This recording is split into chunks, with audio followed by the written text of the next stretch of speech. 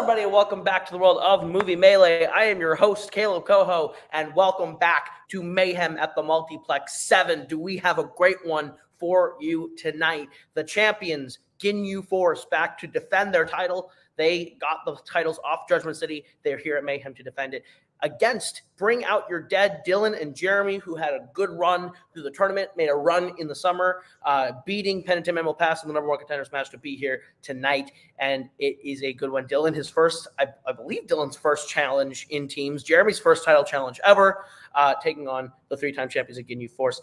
Joining me on the desk tonight is Mark Menchaca. How you doing, Mark? I'm doing very good. Yeah, we're certainly in for a good one. Ginyu Force been here forever. And coming hot off their win against Judgment City. And then we got Bring Out Your Dead, who have been dancing around like kind of number one contender and being in a championship match. They're finally in it. And it's on one of our biggest stages here at Mayhem. Absolutely. So we'll go ahead. We'll talk to our players right now. We will bring in Jeremy and Dylan and their manager tonight, Kirk Kowalkowski. You guys are here. You made it to the Mayhem stage. And you are taking on arguably the greatest team of all time. How are you feeling about being here tonight? Jeremy, you want to start? Sure. I'm just pumped anytime the word mayhem's involved. That's exciting. I like mayhem. I like mayhem more than certain insurance companies. But no, this is going to be great. Loose. I feel like Dylan's loose. I know Kirk's loose. I mean, it's been a great summer. What else? This is the most we can ask for besides a win. So, yeah, good luck, Yeah, I'm really excited. This is something that I think we thought maybe we would need like a certain string of miracles for us to get to this point when we formed our team originally. Then after our first season, it was like, hold on, we can actually do this. I think we can go all the way. So now that we did it in our second season, I'm looking to just have a good time today because obviously I think pressure's off. I mean, yeah, like you said, we're going up against the best team to ever do it. So it should be fun. I think we're just going to have a laid back, fun match. Should be a good time. Yeah. One of my favorite things about our faction, and I know factions aren't really a thing anymore, but one of my favorite things about our faction is our teams. I think we put together a lot of good groups.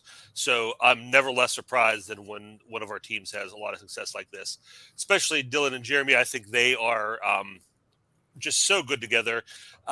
Dylan, I think, has proven in the past couple of years that he's capable of anything. You can't count him out of being able to do anything in this league. And then Jeremy very quietly has become maybe the most underrated and underlooked player here. I watch his matches, and he just always seems to very quietly know a lot of stuff about a lot of stuff. He's just always pulling out answers. So I think they're a great combination. I think they're a great team. And let's face it, all due respect to Payson and to David. They're a great team. Like they said, greatest to ever do it. But enough already. I think we need some new faces, new blood atop of this division. It's starting to look like Groundhog Day, only a lot more boring. So I think that Dylan and Jeremy would be the perfect duo to, represent this division, represent the league. So I'm rooting for them.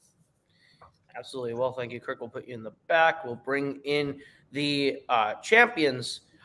We have Payson and David, Ginyu Force.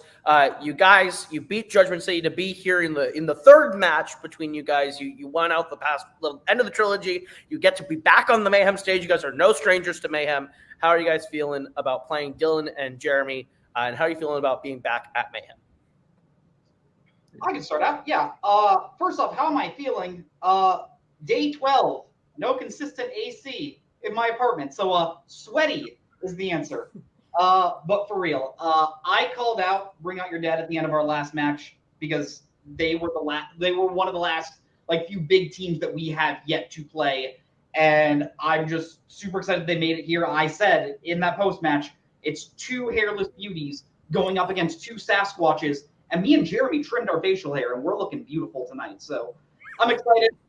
19 wins sounds nice. It sounds nicer than that. Let's do it, David. Yeah, I mean, I agree. I mean, it's always nice to play a team we haven't played before, like Dylan and Jeremy. So it's very exciting always.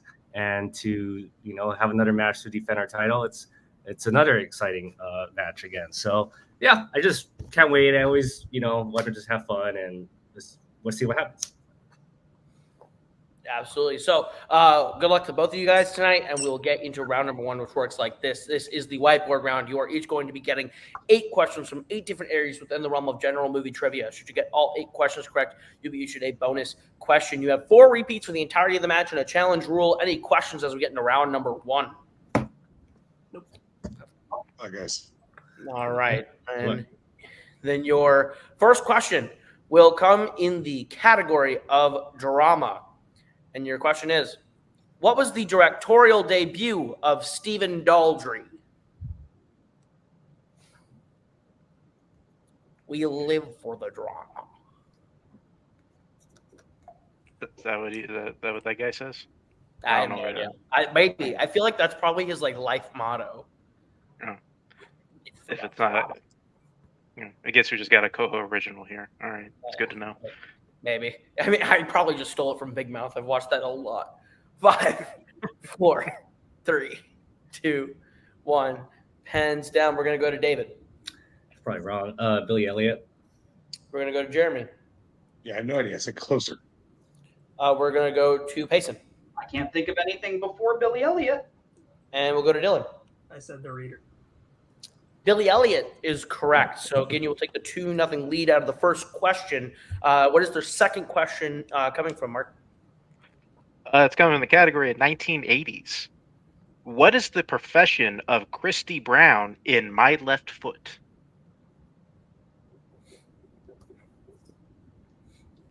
Putting your foot down when we give you that one. I have no banter for this category, this question. The first one even was bad. We started off on a bad start. I mean, we don't plan out jokes here. We probably should, but it's sometimes, we just get good stuff off the cuff. Yeah. And, sometimes it's this.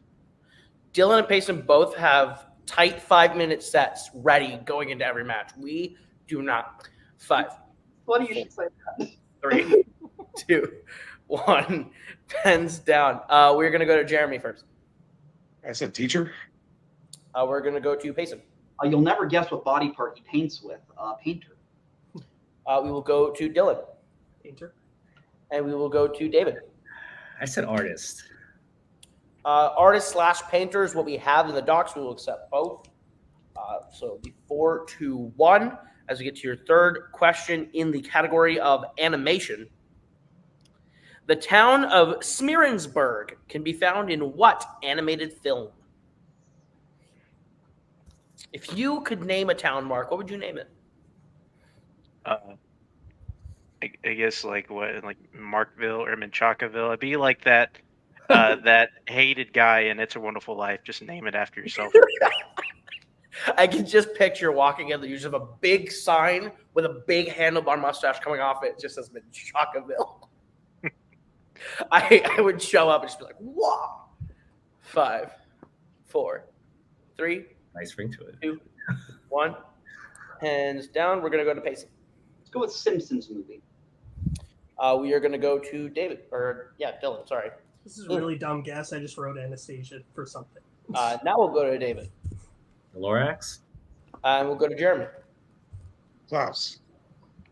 Klaus is correct. Nice. So with that, no perfect rounds, and Jeremy closing the gap 4-2 as we get to your fourth question for Mark. Yeah, come in the category of mystery thriller. What real-life author does Malcolm McDowell play in Time After Time?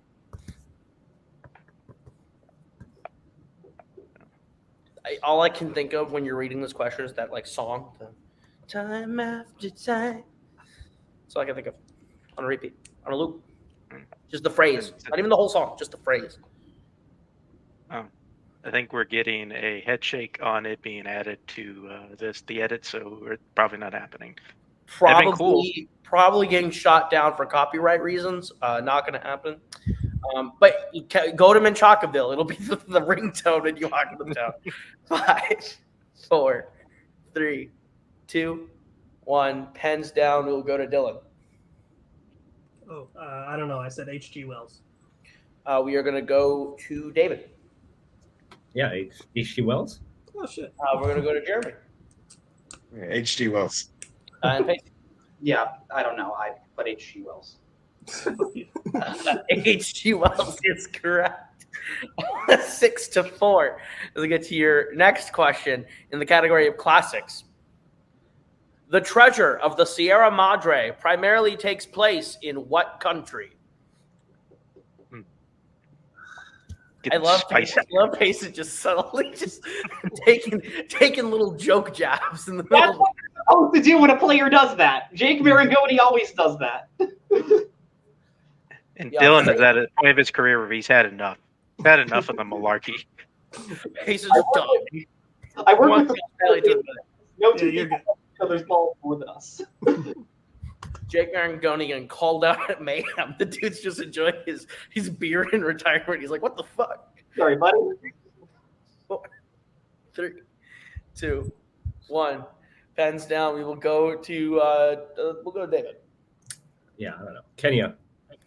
We'll go to Jeremy. I said the USA. We'll go to Payson. Phenomenal film, Mexico. And we'll go to Dylan. It's either Mexico or the USA. Mexico is correct. So it'll be 7-5. As we get to your next question. Come in the category of romantic comedies. Sarah Paulson and David Hyde Pierce played the secondary pair of romantic interests in which 2003 rom-com? If you were going to be like a third wheel type person to any actresses on a date, who do you want to just third wheel with? One of them would definitely be Mark Wahlberg because he's my bro. I don't know who the girl will be. It doesn't even matter. I mean, I'll be making googly eyes at him the whole time, and she'll be the third wheel at that point. Other person doesn't care. Mark wants to date Mark Wahlberg. 5, 4, 3, 2, 1. Pens down. We will go to Jeremy. I said The Holiday. We will go to Payson. Not as good as the last movie, but super underrated movie that more people should see. Down with Love. We'll go to Dylan. I don't know. I said Knocked Up. We'll go to David. No idea. Anything else? Down with Love is correct. So Payson extends the lead 8-5. As we get to your penultimate question in the category of directors.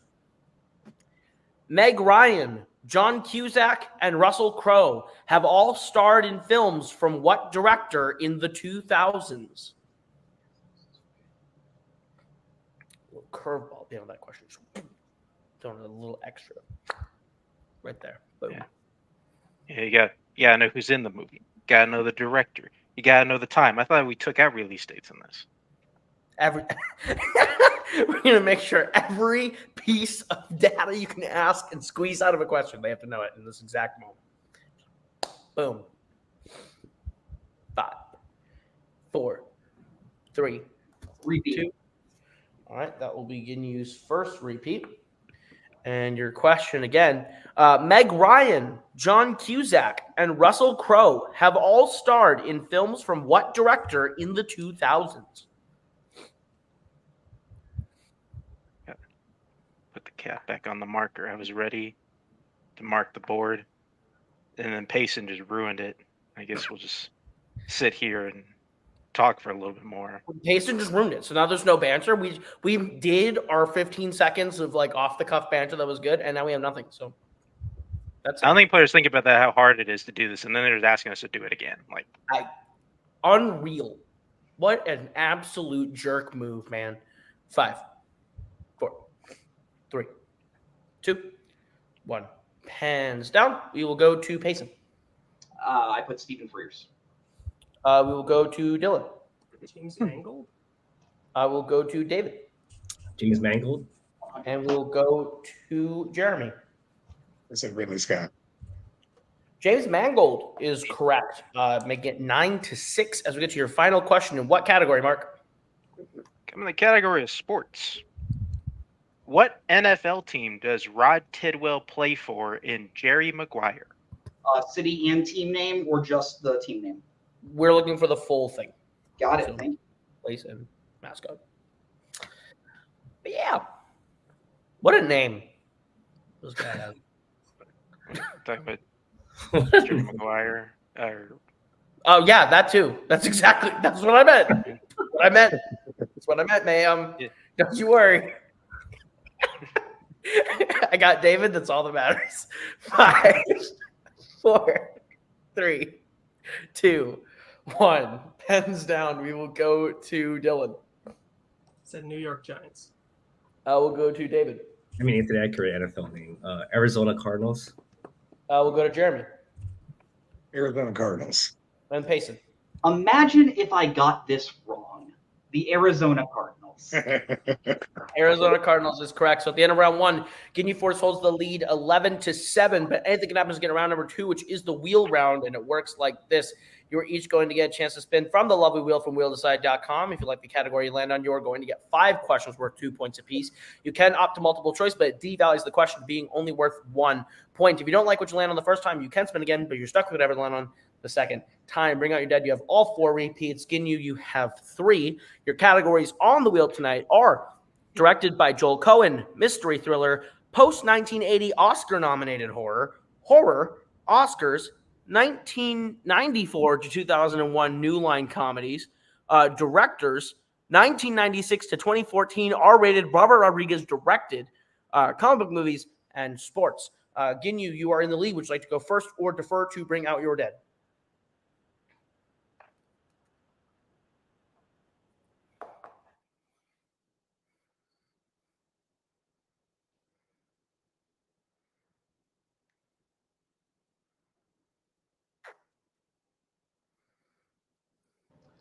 We'll defer. Okay. Okay. Then I will bring in Kirk, and this will be the first spin for Bring Out Your Dead. And you land on mystery thriller. Would you like to keep it or spin again?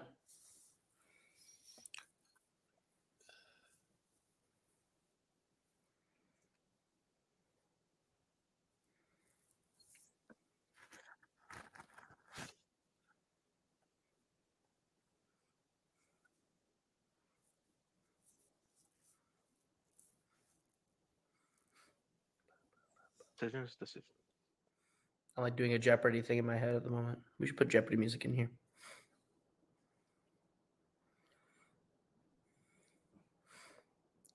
Do we have an answer from Bring Out Your Dead? Yeah. Sorry, we'll spin again. Okay. Then you'll be stuck with whatever land on the spin.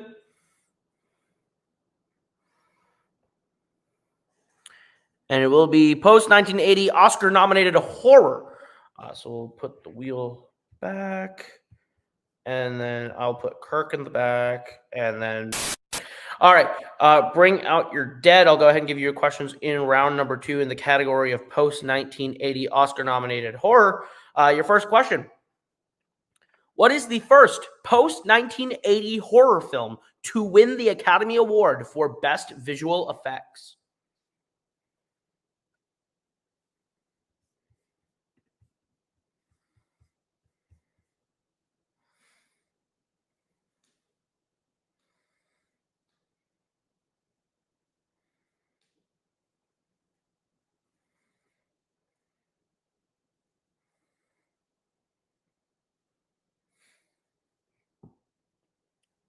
Five, 4, 3.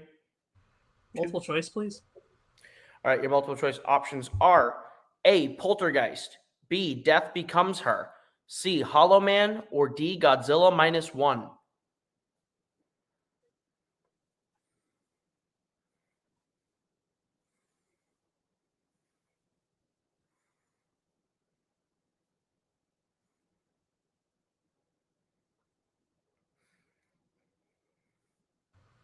Can we get a repeat of the options, please? Absolutely. Your options again are A, Poltergeist, B, Death Becomes Her, C, Hollow Man, or D, Godzilla -1.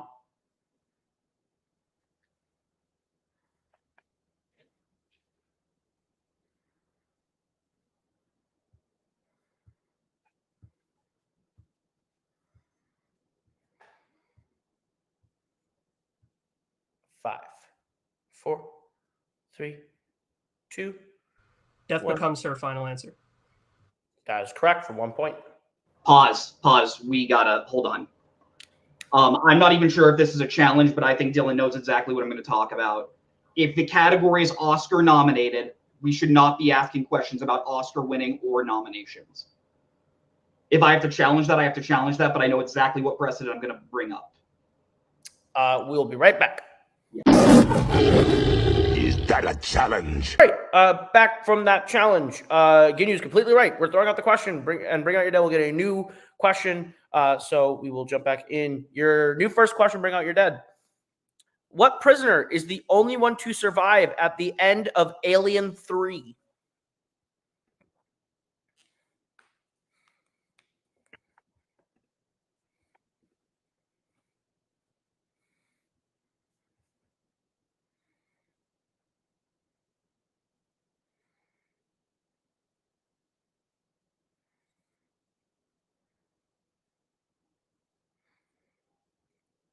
Five, 4, 3, 2. Multiple choice, please. Your multiple choice options are A, Dylan, B, Murphy, C, Aaron, or D, Morse.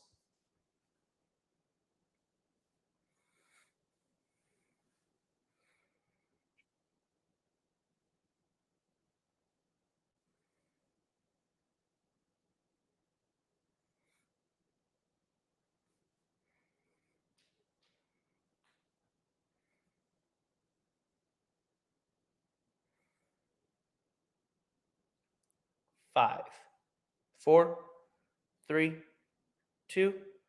Morse, One. final answer. That is correct for 1 point. Your second question.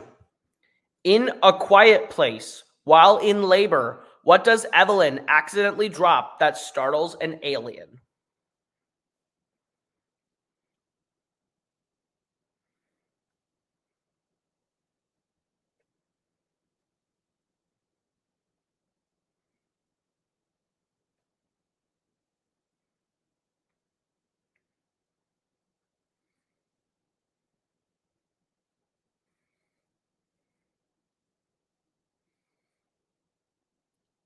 Five, 4, 3, 2. Multiple choice, please. Your multiple choice options are A, dumbbell, B, water glass, C, picture frame, or D, vase.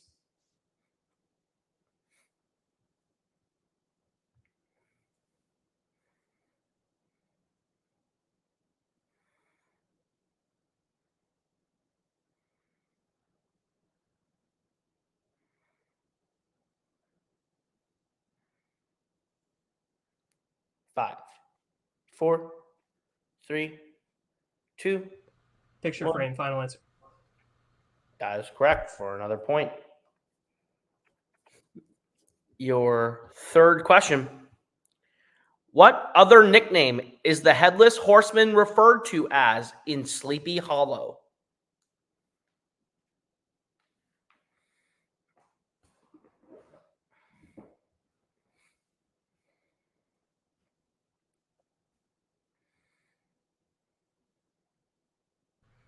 The Hessian, final answer.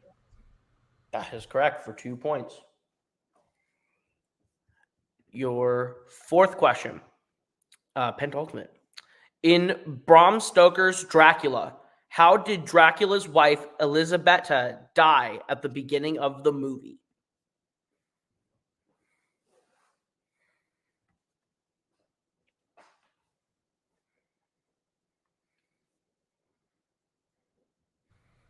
She jumped to her death, final answer. That is correct for 2 more points. And your final question. What is the specific profession of Catherine Dean in The Cell?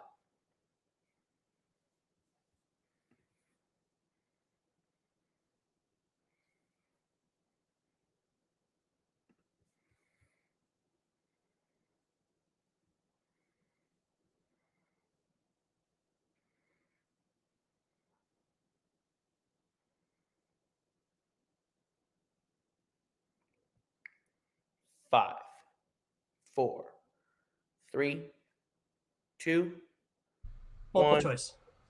Your multiple choice options are A, heart surgeon, B, psychologist, C, pediatrician, or D, paramedic.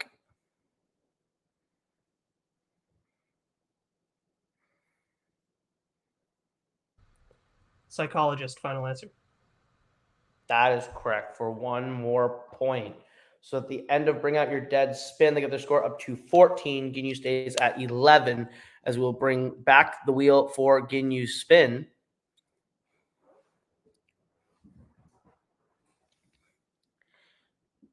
And it's a free respin because that has just been used.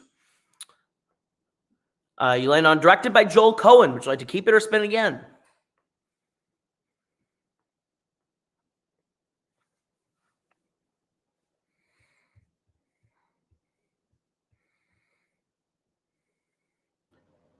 We'll take it. All right, then we will put the wheel in the back. And Mark, you want to go ahead and give them their questions in Joel Cohen? Absolutely. All right, Ginyu, here's your first question. What is the name of the receptionist in Barton Fink?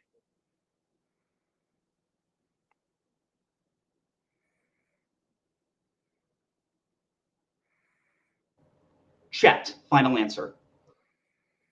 That is correct for 2 points. All right, your next question. Ollie, the man who Donovan's wife cheats on him with, has what profession in Intolerable Cruelty?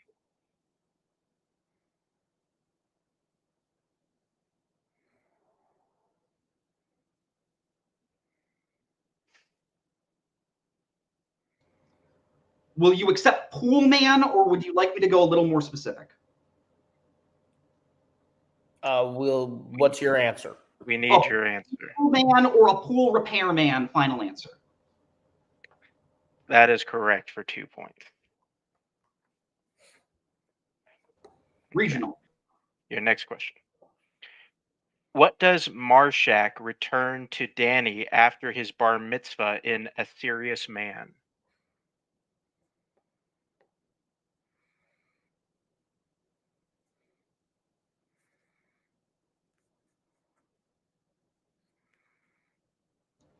His music player, final answer.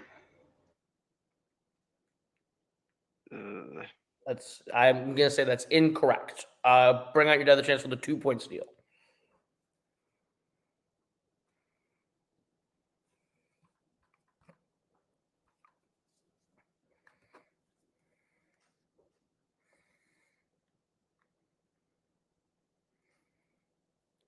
Five. Tape player, final answer. That is also incorrect. The answer you're looking for was his radio. Is there? I'm looking at getting you just to make sure. Yeah. We're gonna challenge. Yeah, we'll challenge. All right, we'll be right back with the challenge. Is that a challenge? All right, we are back from the challenge. We looked at the scene and done extensive talking, and we are not going to uphold Ginyu's challenge. It is a radio definitively in the scene, so Ginyu will lose their challenge for the remainder of the match. Scores Ginyu with 15, Bring Out Your Dead with 14, as we get to your next question from Mark. All right. Your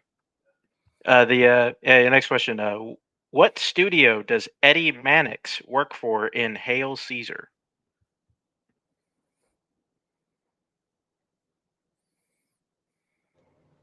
Capital Pictures, final answer.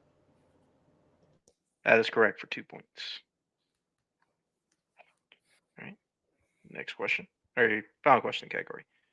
Who plays Duncan's heir, Malcolm, in The Tragedy of Macbeth?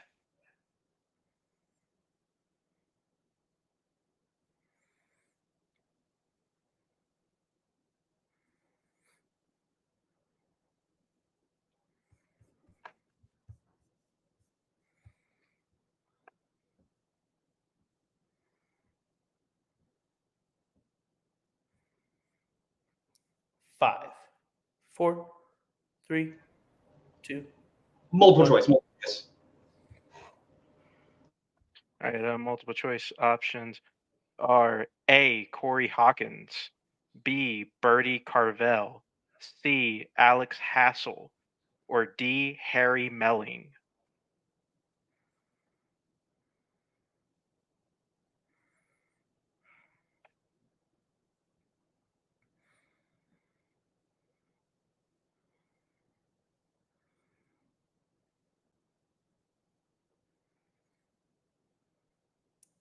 Five, 4, 3. Harry Melling, final answer. That is correct for a point. All right, it's the end of their turn. Ginyu gets their score up to 18. Bring out your dead sits with 14. But Anthony and I was getting to round number 3, which is the deep cuts round, and it works like this. Both teams have selected 2 movies to go on this round, and we will give them their questions, each worth 2 points a question, as I believe they can confer. And then we're using the same answers on this, correct, Payson and Dylan? Thumbs up? Great. Excellent. All right. Your first movie that you can or that you're going to hear a question from tonight is Everything Everywhere All at Once. And your question is, what is the name of the algorithm that calculates the random action that Evelyn has to do in order to jump to universes that are further away? It's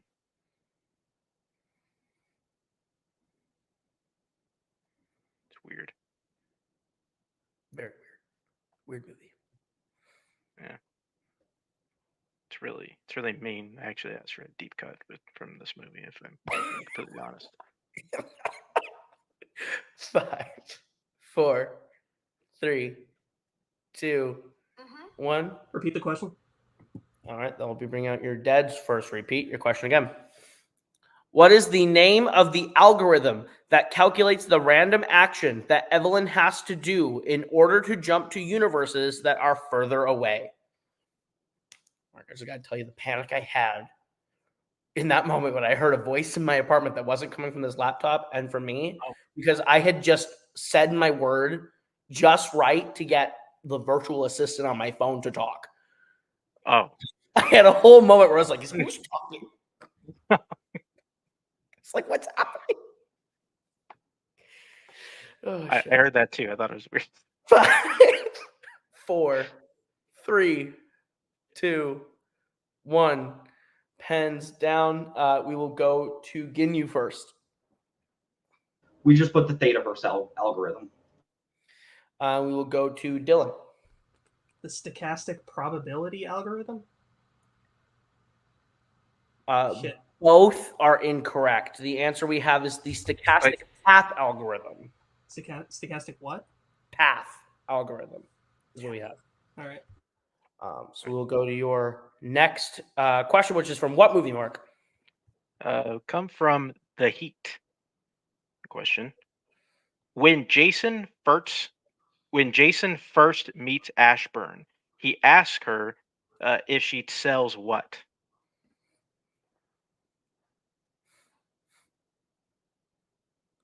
I don't know what's going on there. Mine sounded like I was like just crazy. Yours was actually like a minefield of a phrasing. I mean, it shouldn't be. It was pretty regularly written, and just stumbled all over the motherfucker for some reason. Oh God. 5, 4, 3, 2, 1.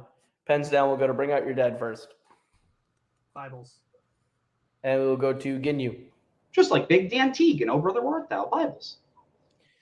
Bibles is correct. Makes it 20-16 as you get to your next question in the movie The Lost Boys. When the boys bring back Star and Laddie to Michael's grandfather's house, they say they have how long until the rest of the vampires start hunting them down?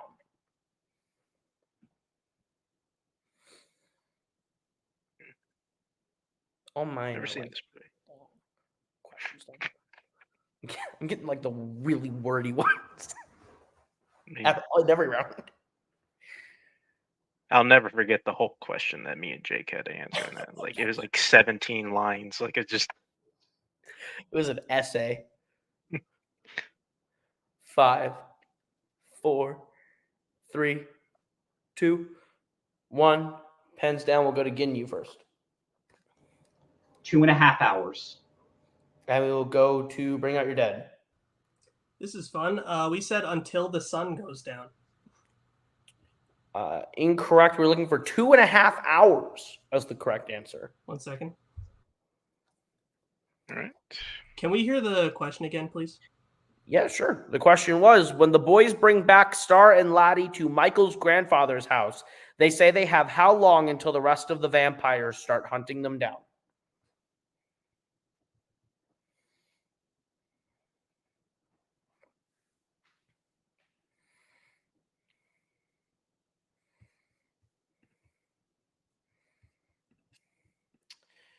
We're going to need an answer for your challenge.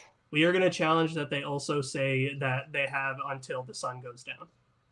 We'll be right back after the challenge. Is that a challenge? All right, back from the challenge. We have found that both answers are acceptable, so Bring Out Your Dead will also be getting the points, and we'll be keeping the challenge, makes the score 22-18 as we get to the last deep cut question from Mark. And that will come from Jaws. Your question. According to a poem recited by Quint, who died at the age of 103?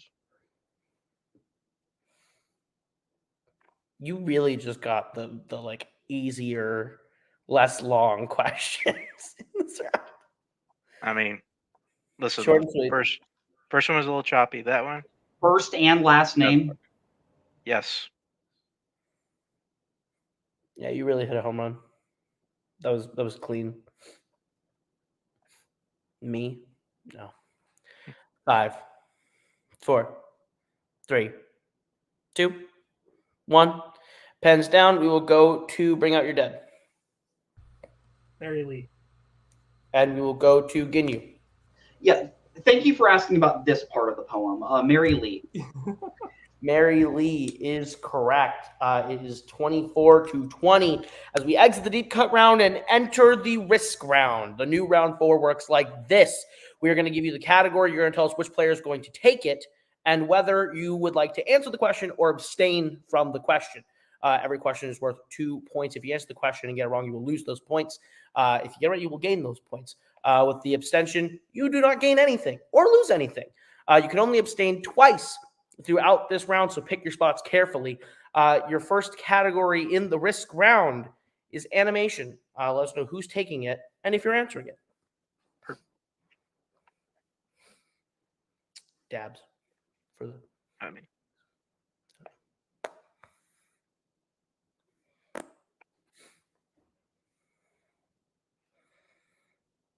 all right. And just give us a thumbs up when you're ready. Yeah, just give us the.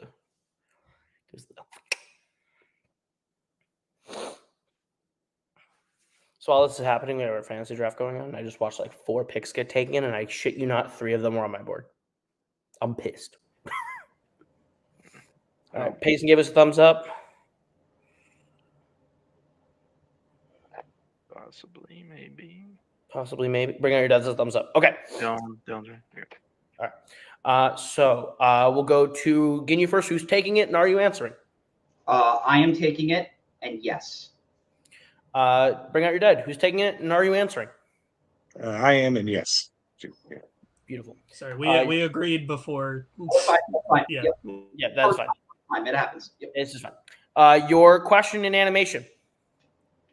What 2010s animated film features a girl named Saoirse who can turn into a seal?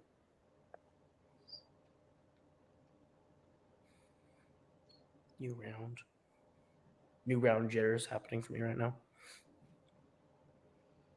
Exciting.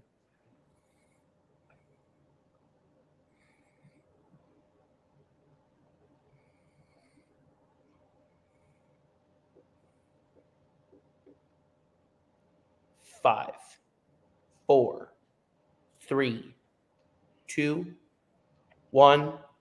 Pens down. We will start with Ginyu. I put Mirai. I have no idea. And we're going to go to Jeremy. Tales from Earthsea. Both incorrect. Looking for Song of the Sea. No. Song of the Sea. All right. Your next category, what is it, Mark?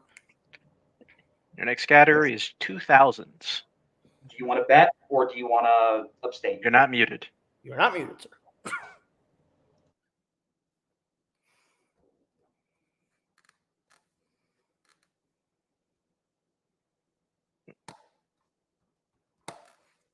But we all learned from Game of Actions, like circa 21 or 22. Can't remember the year, but You think? you know what I'm talking about, though.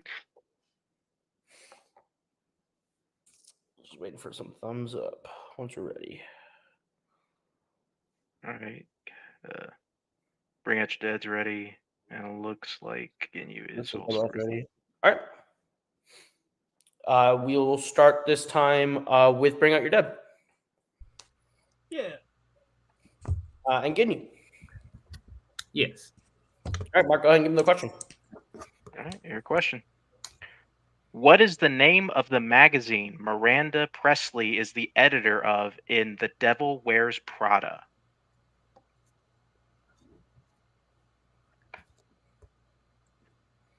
Man. No, it's first time trying this out. Definitely see some swings here. My stomach hurts right now from how nervous I am about this round. I'm so excited to see how this goes. 5, 4, 3, 2, 1. Pens down. We will start with Ginyu. Poise. We will go to Bring Out Your Dead. I don't know. I said the closet. Both incorrect. We were looking for runway. Runway. You can re-choose as our next category is sci-fi / fantasy.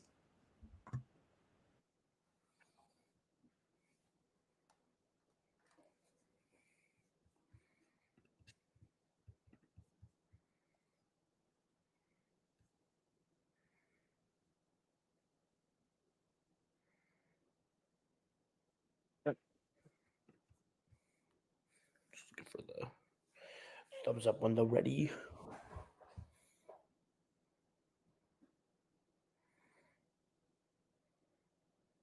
Like Dead's ready to go.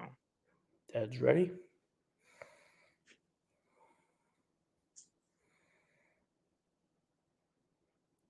It looks like Ginyu's ready.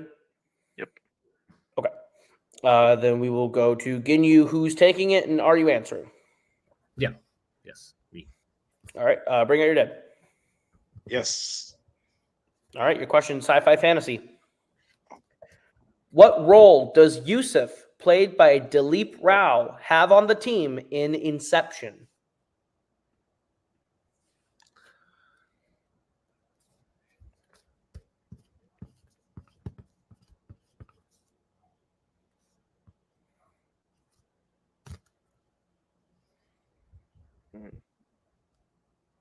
I don't even know how to talk. I don't want to talk in this round, to be real. I mean, you probably should. I can't. Like, I can't think of it. Like, there's a lot of things can happen right now. Exactly. Can't breathe right now, Mark.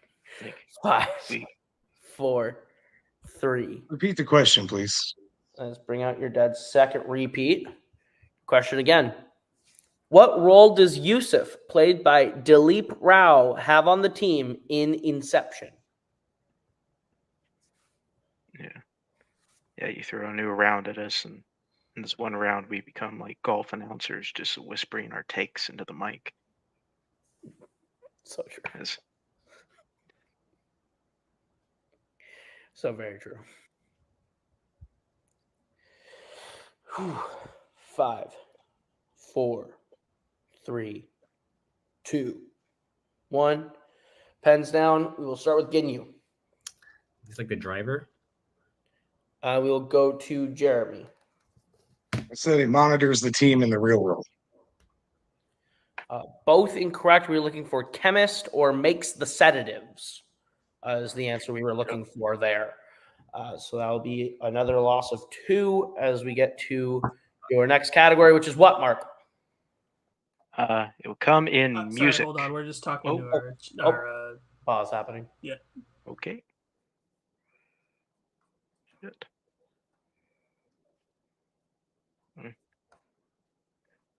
Guess they all heard it, so it doesn't matter.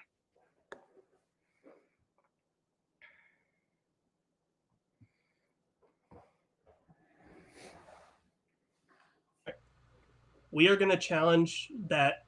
Oh, sorry. Can you bring Kirk in, please? Oh, Kirk's coming in as well. Yeah. There we go. Oh, sorry. There we go. Yeah, we're going to challenge that he also is the monitor. All right, we'll be right back from the challenge. Is that a challenge? Back from the challenge. We have ruled that Bring Out Your Dead is incorrect. He does not go down in the dream with. He goes down in the dream with them, does not stay out and monitor. So the score is 18-14 in Ginyu Force's favors. We get to your Pent Ultimate category, which is what, Mark? They come in the category of music. We'll just wait for thumbs up from these guys.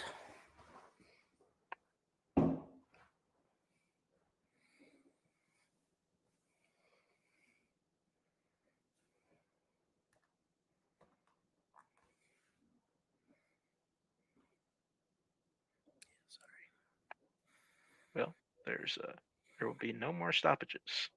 Hopefully. Teams have lost that ability. Yeah. So, looking out for you, big guy. Is Mark Wahlberg okay with you calling Cody big guy? Mark Wahlberg's going to get jealous. Are both teams ready? Yep. All right. Then we'll start with Bring Out Your Dead. Who's taking it and are you answering? Well, I think I have to take You it. do, I'll but yes. pass. And Ginyu. First time ever said in Melee. Stats only. That's correct. Mark, go ahead and give him the question. There you go. Your question. The girl group Apollonia. The girl group Apollonia 6 can be found in what 80s music film?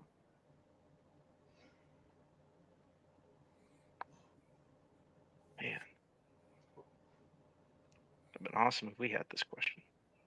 Man. I'd have a really happy Australian, or possibly really disappointed because he wouldn't have taken this one. He would have been upset with it. Oh my god. Yeah. Well, 5, they put 4, zeros on the board. Oops. 3, 2, 1. Pens down for stats. We'll go to Payson. I was trying to write Desperately Seeking Susan, but I didn't get it in time. And Bring Out Your Dead. Nah. The answer we're looking for was Purple Rain. Purple Rain. Oh. So your final category that you can answer questions from and you can confer is recent releases. I'll let you guys confer if you want to answer it or.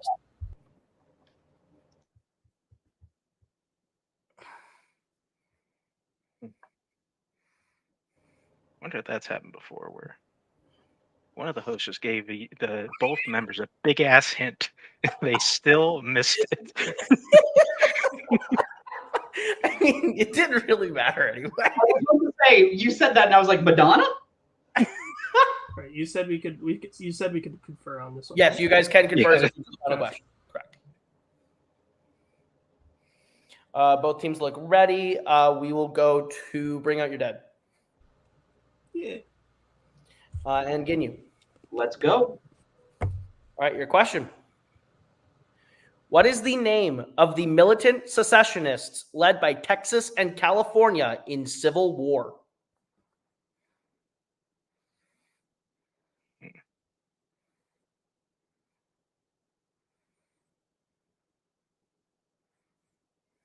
Now, how can we drop hints on this one? It's an unrealistic film. I'll tell you why when we're done. That could be said, sure. 5, 4, 3, 2, 1. Pens down. We'll go to Bring Out Your Dead. We said the Western American Alliance. And we will go to Ginyu. I just realized what this is from. I put the Western Liberation Force. Both incorrect, but on the right trail, we're looking for the Western Forces, also known as the WF. So with that, both teams will lose another 2. and it will be 16-12 as we get into round number 5, which is the pick your poison round. It works like this. All categories on the big board tonight were selected by teams to be put there. They'll now get a chance to draft until they each have 4 categories.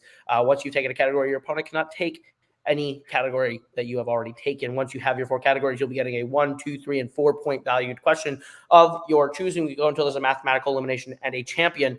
Any questions as we get into round number 5? All right, then your categories on the big board tonight are sports, westerns, 90s, comic book movies, classics, horror, directors, and mystery thrillers. We'll go ahead and let them draft. We'll be back momentarily.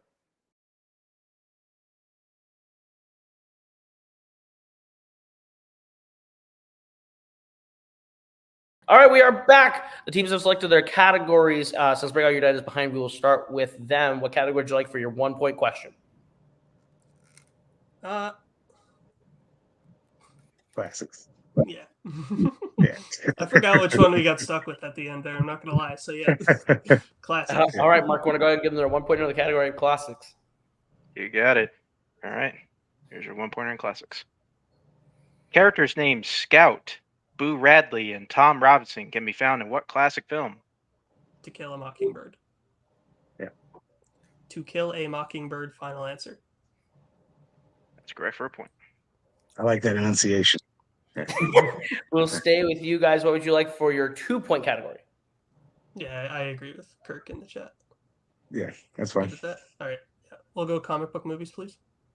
All right. Mark, want to go ahead and give their question in comic book movies? Sure. All right. Your question. In The Dark Knight, Batman extracts Lao from what city? Beijing. Isn't it Beijing? Or Hong Kong? Don't remember this part. I think it's Hong Kong. You think it's Hong Kong? Crap. I'll trust you on this. Like, yeah. That's what I don't. 5, 4, Let's go Hong Kong 3, if you feel good about it. 2. Repeat. All right. Is there second or third repeat? All right. Question again. In The Dark Knight, Batman extracts Lao from what city? Trying to think where the guy Lau talks about, like, he's like, I go back to Hong Kong. Yeah, I think he says he goes back to Hong Kong. All right. Again, this is all you. I think Hong Kong sounds right to me. So Okay. 5. Because Beijing's mainland China, and it's not. So Hong Kong, final answer. That is correct for 2 good points. job. Yeah. Good job. All right. Well, you're still behind by 1, so we'll stay with you. What would you like for your 3 point question? Mystery thriller. Yep. You want to go with that? All right. Yep. Mystery thriller, please. Got it. It's 3 pointer and mystery thriller. What instrument does Owen Wilson's character Coy play in Inherent Vice? Violin, maybe. I saw this once. I don't remember. This is one of the Paul Thomas Anderson movies I haven't seen. I'm thinking violin, because we don't know for sure. I think we should just save the repeat for the 4 pointer. Sure. You want to just go with that? Yeah, go with that. I have got nothing better. I don't remember. All right. So 5, 4. Violin, final answer. That is incorrect. We are looking for saxophone. Okay. Saxophone. okay. So that means you'll be answering your 4 pointer in the category of horror. If you hit it, Ginyu Force will have to answer some questions. If you miss, Ginyu Force will retain the championship. Go ahead and give them their question in horror, Mark. You got it. Your question. What condition do Grace's kids suffer from in The Others? That's photosensitivity, right? Like they can't handle light. Yes. Is that what it's called? Photosensitivity? Yeah, I know it's they can't handle light. So I think that's hold the on, term. we've accepted in the past like just descriptions of like what the term is because Okay. we don't need. Do you want to just say They they're can't. sensitive? They can't be in the light. Yeah, that's fine. 4, 3. They can't be in the light. Final answer. That is correct for 4 points. Okay. So we will go to Ginyu Force, who's going to have to answer some questions. What would you like for your 1 point question? Westerns. Westerns. Yeah. All right, your 1 pointer in the category of Westerns is what animal mauls Hugh Glass, setting off the events of The Revenant? A bear. Go ahead. There were some incredible rumors about this movie before it was coming out about what the bear does to him, but bear, final answer. That is correct for 1 point. We're there in 2015. And What would you like for your 2 point question? Would you rather do sports or 90s? I was gonna. Hear me out. I feel like I can help you out more in 90s, so Yeah. why don't we do sports for the 2? My gut was saying sports for 2. Yeah, so let's do that. Sports, yeah. All right, your question in the category of sports. What sport does 2024's Challengers center on? Tennis. Yep. Tennis, final answer. That is correct for 2 points. So it comes down to this. If Ginyu hits either their 3 or their 4, they will win. If they miss both, we are going to sudden death. What would you like for your 3 point question? 90s. 90s. Let's go 90s.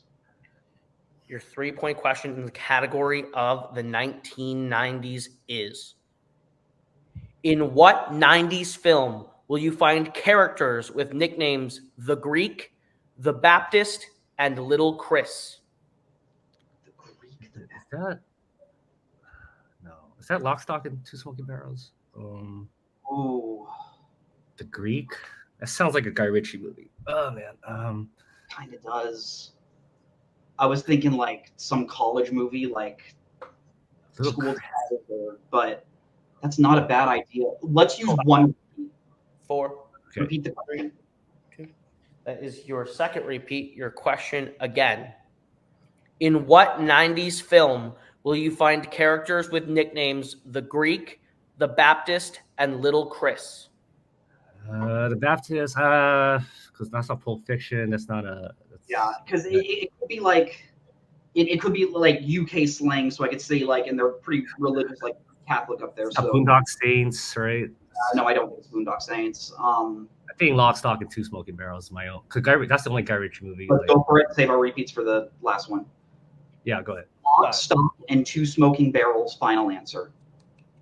And your winners, and still Melee Team champions. The answer was Lock, Stock, and Two Smoking Barrels. What a game. We're going to go ahead and put our winners of Ginyu Force in the back. What a game. We're going to start with Bring Out Your Dead. A really strong effort from you guys tonight. Oh, yeah, and Kirk, sorry, my bad. You guys put up a really strong effort through and through. The new round 4, definitely a new thing that everyone's going to have to get used to. Didn't really go in either team's favor tonight at all, but you ran through those deep cuts. You did really well with your own strength, going 5 for 5. That round 1, you still pulled out a really solid number of points in a pretty tough round 1 and got all the way through, hit the 4. How are you guys feeling about your match tonight? I mean, we pushed them to answer a 3. I think that's pretty good. I mean, yeah, it's Ginyu Force, obviously. Like, they're a great team, Sure. so I feel good about that. I mean, yeah, I mean, I feel bad about the. I ran over that everything everywhere all at once with a fine-tooth comb. I had that written down in my notes, blanked on what the word after stochastic was, and thankfully I'm glad that those 2 points wouldn't have mattered in the end anyways. But yeah, overall I think we did a good job. Yeah, like you said, everybody said at the beginning, they're the best team like ever. So we didn't get TKO'd, we didn't get knocked out. They had to go to a 3-point question, and we're half guessing at that point for that one, like, you know, just kind of using how good they are at it to get there. So I don't feel bad at all. I even got my victory dance, even though we lost. So Yeah. I'm pumped. I'm ready to come back and do it again. Yeah, I'd say I don't know who has the points record right now. Like career? No, for a match. Oh, Like, for a match in 5 rounds? Yeah. Well, I mean, it doesn't matter. I'm just saying with that new round 4, I think that's pretty much safe forever. That's pretty much locked in. So congratulations, whoever that is. But that's right, Jeremy. You light up because you guys deserved it. I think you guys played great. you were a little bit behind the whole way, and it's hard to play that way when you're playing a team like Ginyu. But I feel like this is your first attempt. They've been here a million times. Jeremy, this is your first time in title match. Dylan, your first in teams. I think these guys will definitely be back. They're going to be up in the stratosphere for a long time. Within, year and a half, I would, if you asked me to put money on wagering these guys winning titles, I would not be against it. I think they did great. Congratulations to Ginyu. It's a great, another great win for them. And I said at the beginning, yeah, sure, we're bored of seeing them, but they're not the people we're most bored of seeing. So, we'll be rooting for them in their next match for sure. Definitely. Oh yeah, go ahead, Dylan. Sorry. I just wanted to say one thing I am very proud of this team is that we have gone up against like some really, really tough teams like Ginyu Force, Kumite, and Back to Formula, a bunch of other ones. And we've never been like dominated or blown out of the water. Even in this match, we still kept it close. So I'm very proud of that. So yeah, I was thinking it could be a possibility with it being 5 rounds, and I'm glad it was able to keep it close. But it was an honor to play them and a pleasure. And yeah, congratulations. Good job, guys. Absolutely. I think you guys are a delightful, great team. I think you played really well. I love that Jeremy just is smoking up. For real. How is there a team in this league it's easier to root for than these two? I think these probably guys, not. Yeah, to be totally real with you. Thank But with that, you guys, you do end your summer picture here. But I am positive this is not the end of your year. Is there anyone you are hoping to play when we see you next? I think we've called them out a few times, and since one of the players is here, I think one of the teams that we've been around for that I'm surprised we haven't played in a while, like ever yet is Bullets Over Broadway, and I think that would be a fun match. I mean, I know we don't want to hand any losses to any of our faction mates, but I think it would just be a fun match. So yeah, Kirk's the only guy I haven't played in our faction at all. And That's yes, true. that would be fun. Yeah, that would be fun. Yeah. I would love to see you guys play. So we'll see if we can make that happen. You guys played great. We'll see you guys later. And we bring in your winners tonight and still Movie Melee team champions, Ginyu Force. Hard fought win. Was close. They were kind of nipping at your heels there throughout a lot of that. Came down to that round, the new round 4 that really didn't go your way either. How are you feeling about your performance in the match tonight? I usually feel pretty confident in my general knowledge. That round 4 has made me so much more self-conscious. I was so scared. Nothing too much either of us could do, but I'm going to look past that. Once again, I think we just played an incredible game together as a team. There was no question, aside from the animation question, that we didn't know, that the other one didn't know.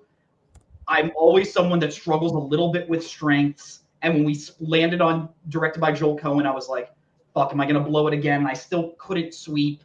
But I feel like even with the challenge going that way, I feel okay knowing I was around the right end. And then just we carried it through deep cuts. And props to this man for getting us to that 3-pointer, because I'm not sure if I could have gotten there alone. Yeah, man. Yeah, that 4th round could have gone either way. Like, geez, I thought we made it. I thought, I screwed up a couple of times by, go trying to answer the question, trying to bet for it. But then, yeah, luckily nobody did well that round. But yeah, it's not, we had the lead from the first round throughout the whole game. We got the 4-point lead throughout the whole game.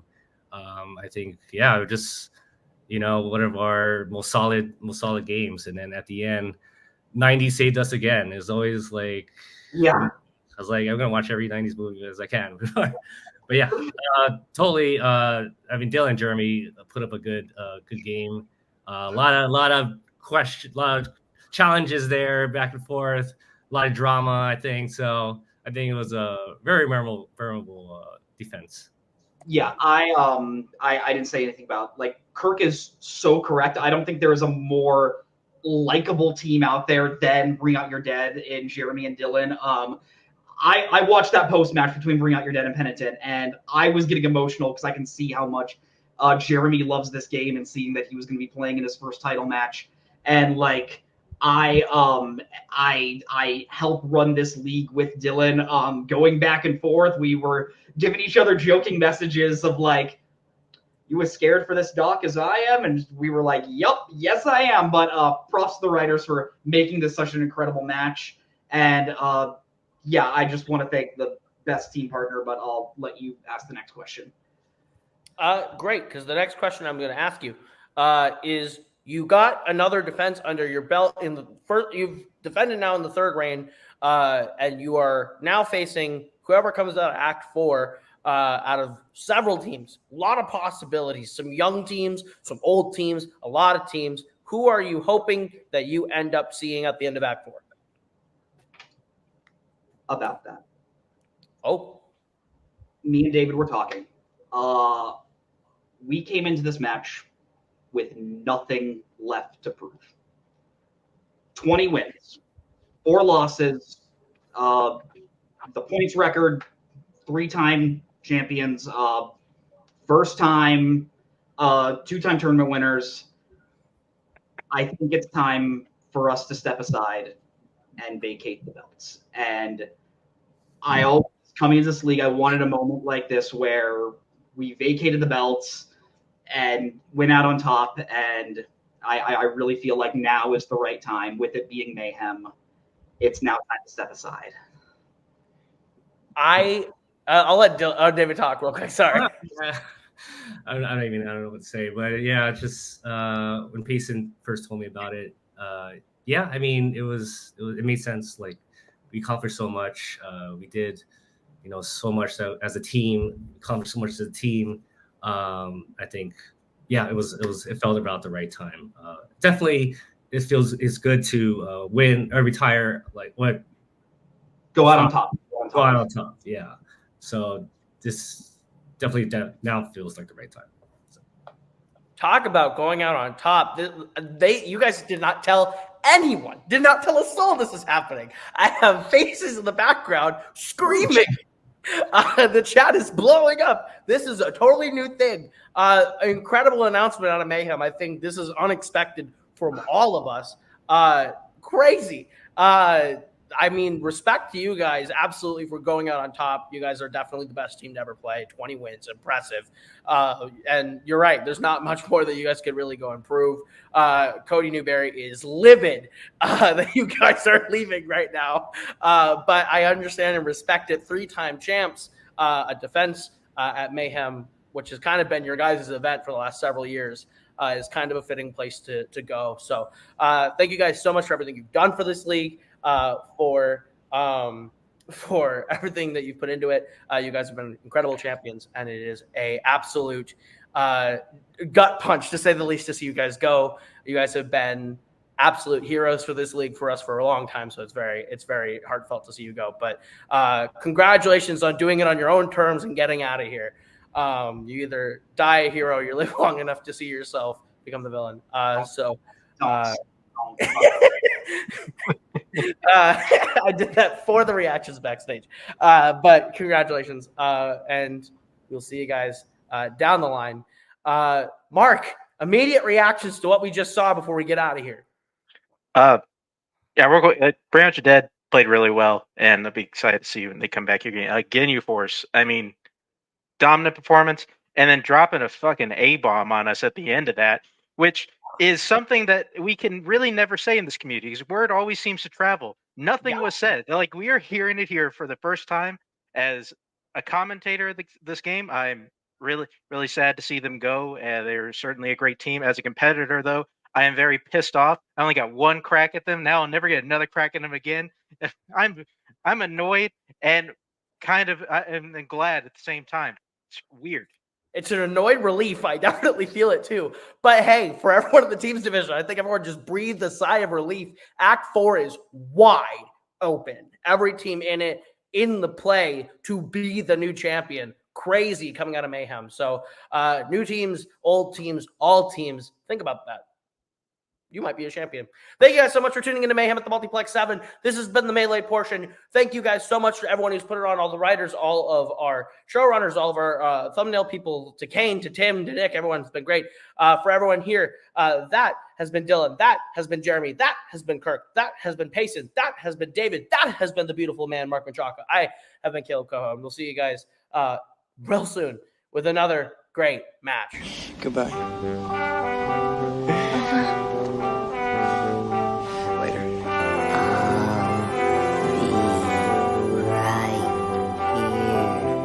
After you, Junior. You'll always have Paris. Bye-bye, boys. Have fun storming the castle. Think it'll wait? It would take a minute. Goodbye. Hello there.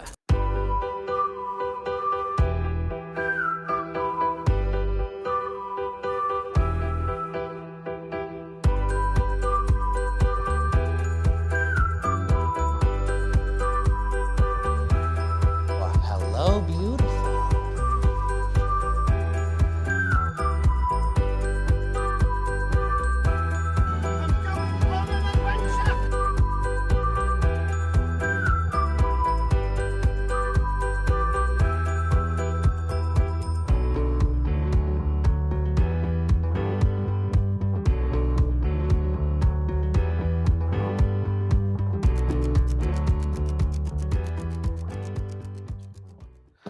Nick, welcome back to Fandom Fights. Nick, we're here. It's so exciting. We're here at Mayhem at the Multiplex. It's Mayhem 7. We are here for the Fandom singles title match. It's them. They're playing again. It's Brittany and Joe. This is number, I want to say 6, Nick. I want to say 6. 6th time. Yeah. Nick, first off, how you doing? And let's talk about the lead up to this. What do we got going on today? I'm excited, Tim. So 2 years ago today, Joe Fairley was the champion at Mayhem, defending against Brittany Tapley, who had won the tournament. One of the best matches at Mayhem we've ever seen. Absolutely fantastic stuff. And then they played 4 other times after that. Joe won again. Brittany came back, challenged for the title, won the title, defended against Joe, beat Joe in a contender match after they both lost the title. And now this is 6. Joe's been having a killer year. Yeah. Wins the last one standing, gets himself to a team's title match with a new rookie team, wins the singles tournament for the first time in his career.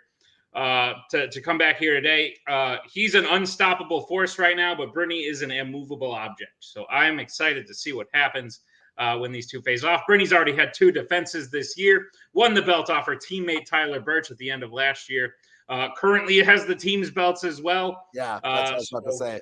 Who they beat Joe and Igor to keep them yesterday. So like a couple hours ago, but yeah. A couple hours ago, not even yesterday. Yeah, you're right. It's just a few hours ago. Holy shit. What a day it's been. Nick, I think you said everything perfectly. I'm just excited to get into it. So let's go talk to the players right now in the promos.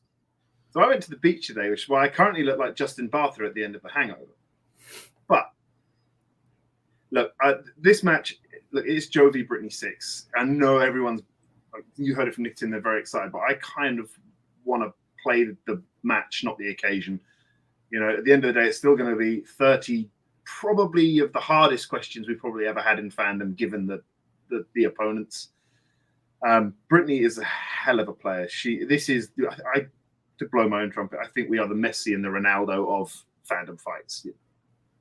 The 2 best. And yeah, that's pretty much all I got to say. Let's do this. I think Jordan and LeBron is a better comparison. You're like Jordan, you win a lot, he cries. Anyways, let's play. Let's just play. Nick, do you have any idea what the fuck they were talking about? LeBron was in Space Jam 2. I believe that's correct. 2 points. Nick, how's round number 1 going to work? Round number 1 is going to work like this. There's going to be 10 questions around the Fandom Fights. Each player is going to have 15 seconds to write down their answer. At the end of 15 seconds, we'll say pens down, at which point the players will reveal their answers and say it aloud. Each correct answer is worth 1 point apiece. Should any individual player get all 10 questions correct in round number 1, they will receive a bonus question. Each player will have 4 repeats, 1 challenge for this here title match. Players, any questions as we get in round number 1? All righty then. Your first question is going to come in the category of Law and Order. What is the name of Riggs' dog in Lethal Weapon 2? Riggs's dog. Riggs's, yeah. Your thoughts on dogs?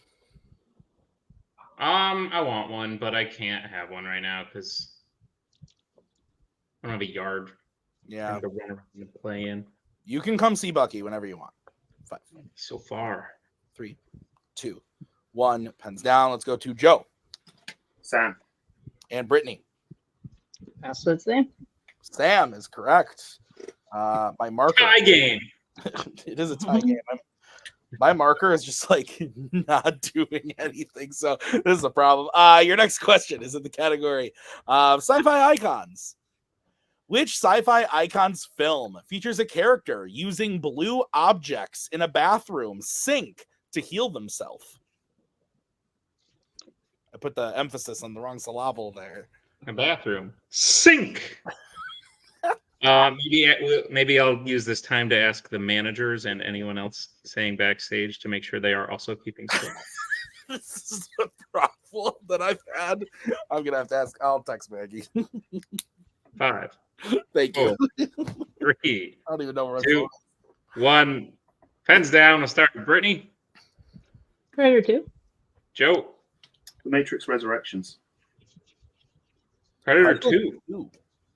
Predator 2. I bring in Alex. Yes. I mean, he's got blue pills and he has them in a bathroom sink. As a device to heal himself is the operative word. I mean, he's or given is them he to like? heal himself. He's given them to heal himself by the analyst. It's question 2. If you're down for it. I feel like the question was vague enough that I'm not saying Brittany's is wrong. Yeah. I No, just think yeah. both, If I just think both are. If you're feeling it, I'll support. Are you this, challenged? Yeah, I'm gonna throw in the challenge. Okay, we'll be right back after this challenge.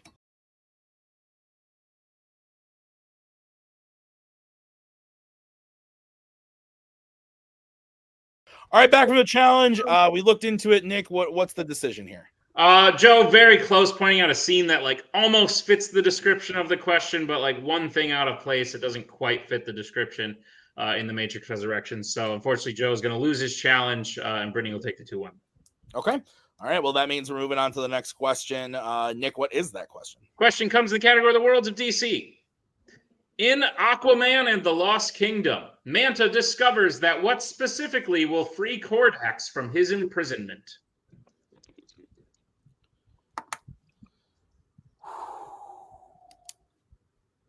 I was looking forward to this all day.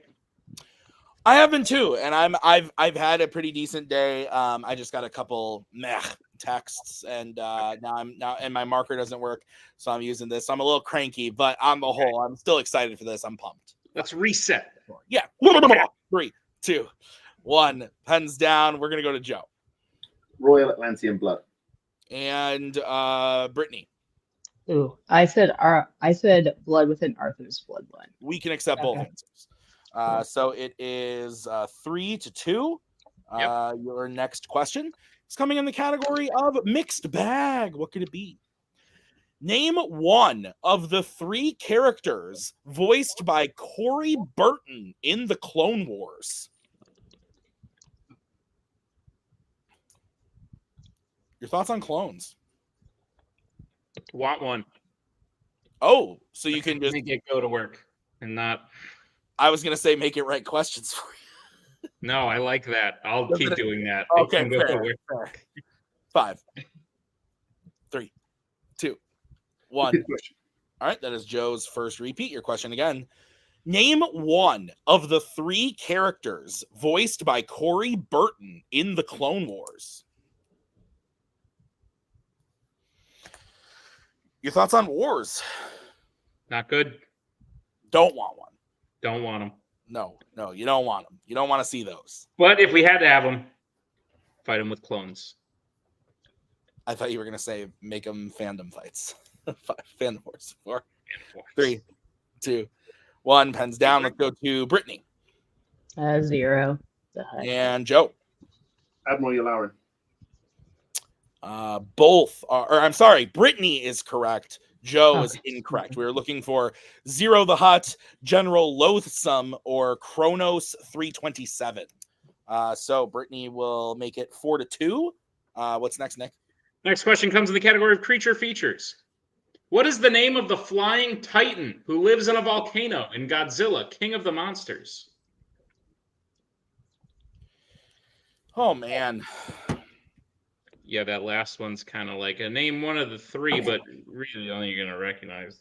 Yeah, I thought that when I was reading over the questions today, and yeah, that was. If someone wants to pull Chronos 327, like 5. Cool. But if you'd asked the name of 2, Zero Drive, hands down.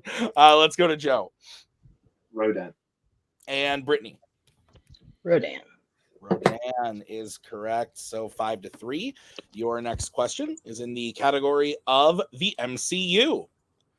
What name is given to Carol by the Kree after destroying the AI superintelligence in the Marvels? I thought this was a hard question when I wrote it, but they went straight to the board, Nick. Straight to the board. I thought about switching it, but given that we just had the whole Chronos thing, I was like, the whole Chronos situation. Yeah. Yeah, throw an easier one. That's fair. That's fair. 5, 4, 3, 2, 1. Pens down. Let's go to Brittany. The Annihilator. And Joe. Annihilator. The Annihilator is correct. 6-4. What's next? Next question comes in the category of YA. In the Hunger Games, The Ballad of Songbirds and Snakes, Corio is told he is being reassigned from District 12 to what other district for officer training? Corio, you guys are on that level. Are you saying because when I wrote it, I just called him Corio? Yeah. They call him that in the movie all the time. Yeah. Yeah, his friends. Also, I can't say Coriolanus. 5, 4, 3, 2. Anus. 1. Pens down. Let's go to Joe. 2. And Brittany. 2. 2 is correct. Literally just thought we were in the fucking betting round. Okay. I was like, they both bet 2 on this question that they are using. Okay. Your next question is in the category of Criminal Underworld. Who directed Ocean's 8?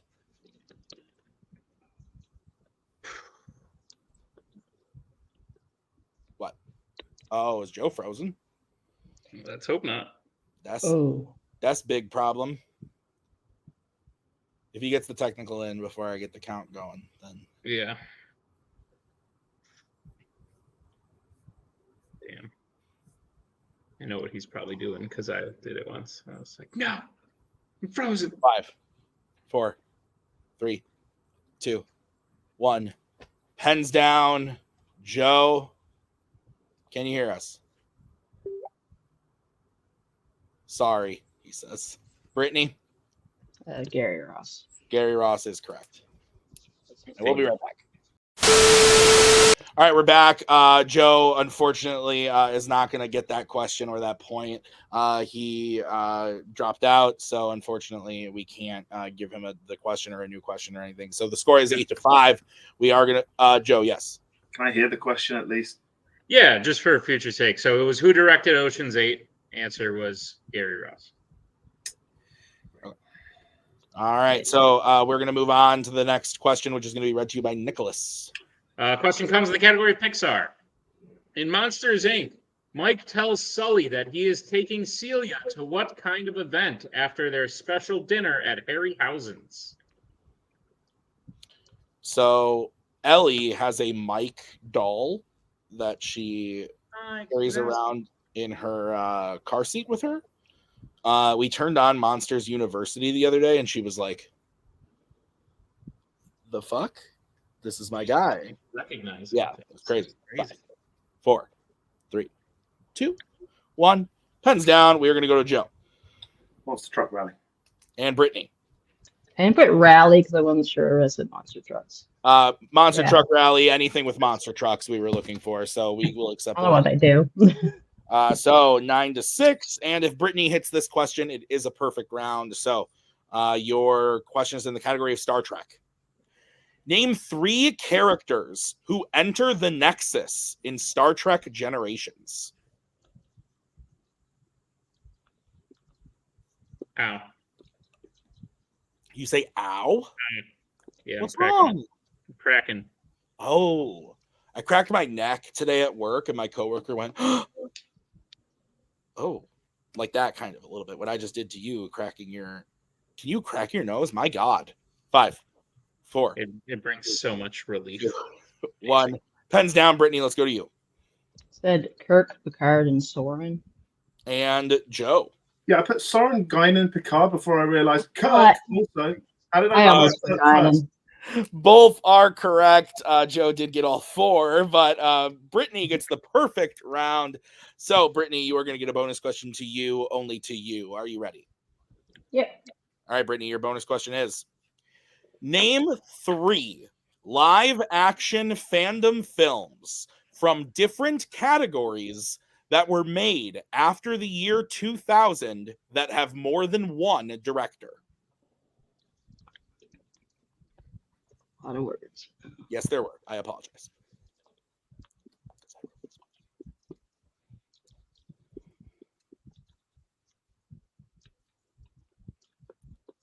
That promo Brian made. Okay.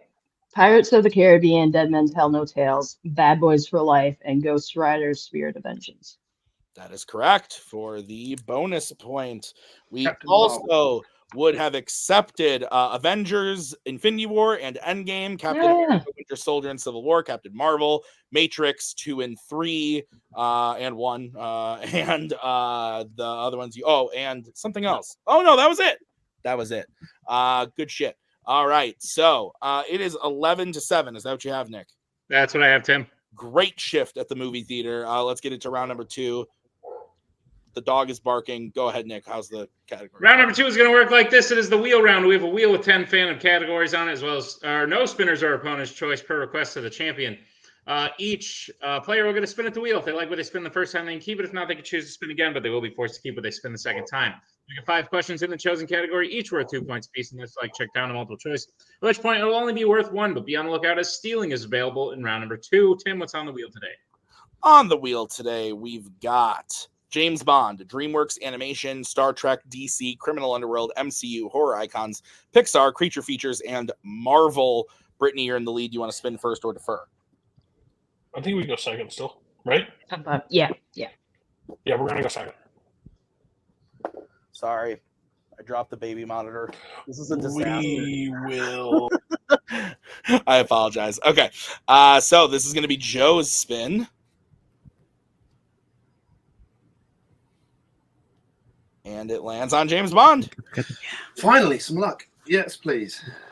All right. Nick, will you go ahead and give Joe his questions in James Bond? Gladly, Joe. I'll be giving you your questions in the category of James Bond. Are you prepared for them? I am. I don't know if my internet will be, but let's see.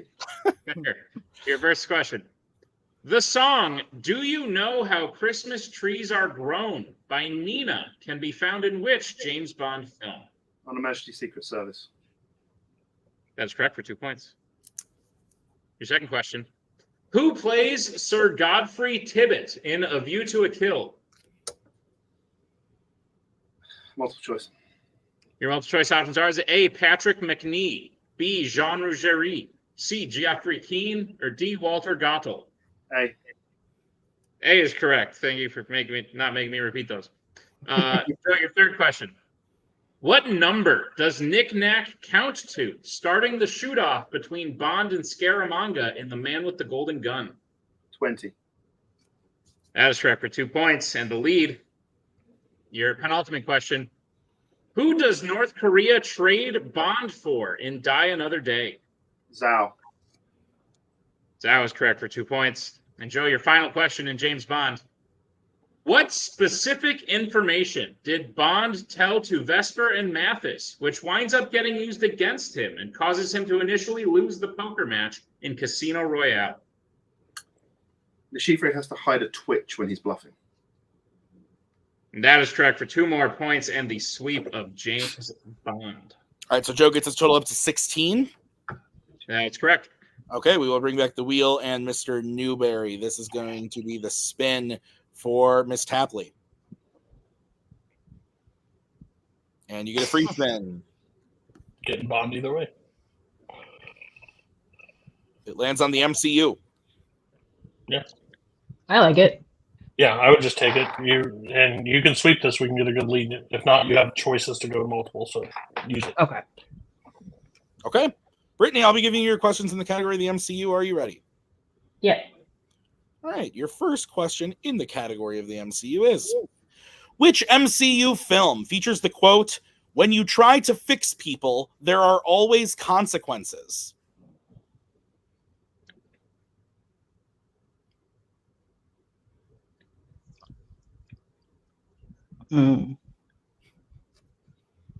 Yeah, let's go to multiple to be safe. All right. Your options are A, Spider-Man No Way Home, B, Doctor Strange in the Multiverse of Madness, C, Black Widow, or D, Captain America Civil War. A. A is correct for 1 point. Your second question, who plays Dora Milaje member Ayo in the MCU?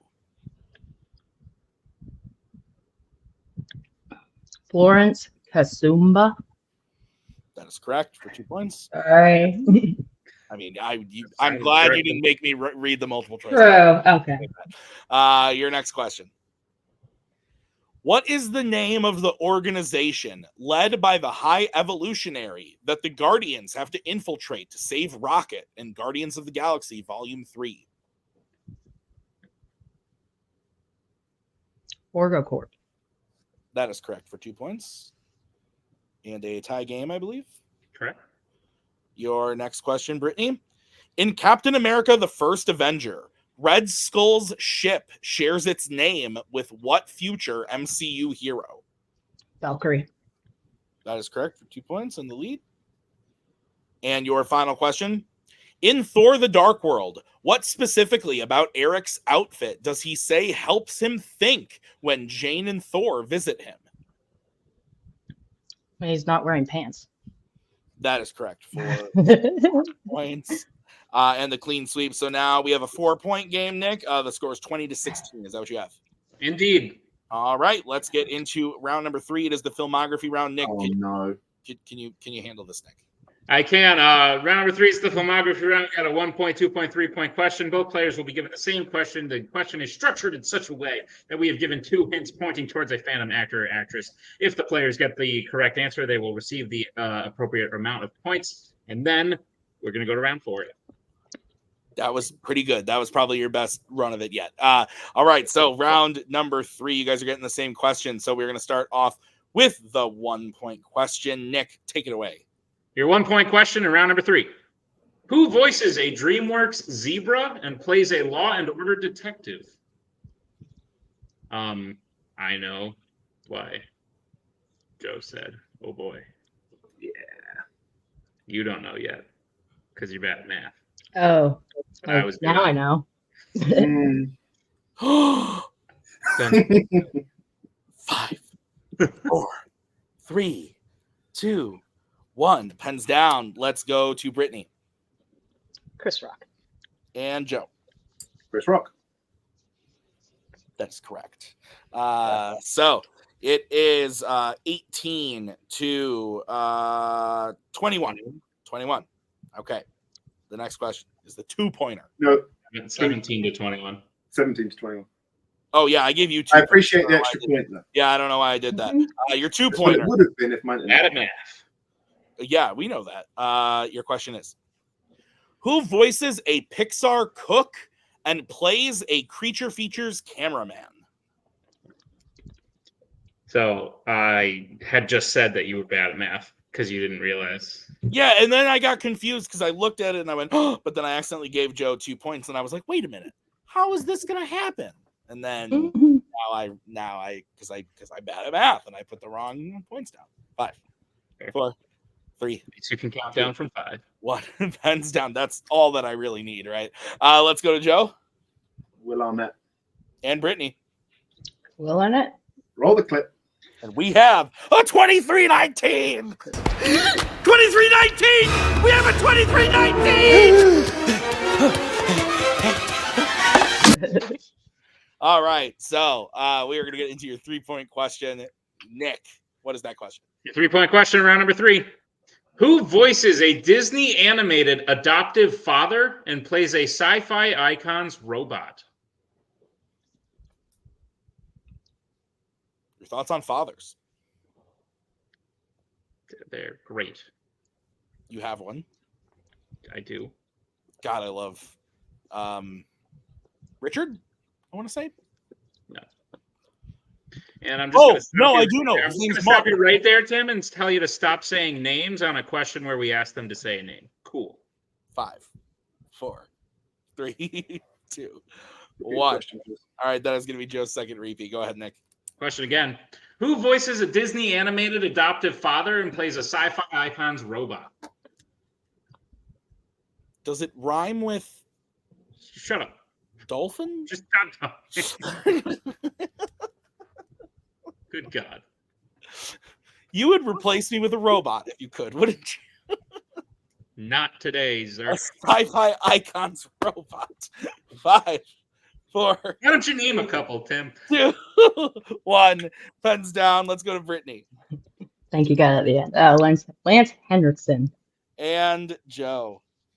Lance Henriksen. I got it with a C, but it's fine. Yeah, that is correct. So, Nick, we have a score of 26 to 22. Is that what you have? That's what I have, Tim. All right, let's get into the deep cut round. Nick, how is that going to work? Round number 4 is the deep cut round. We have another wheel with 8 fandom films on it, drafted and chosen by the players you see before you. We are going to spin the wheel 5 times to get 5 questions from each of these films.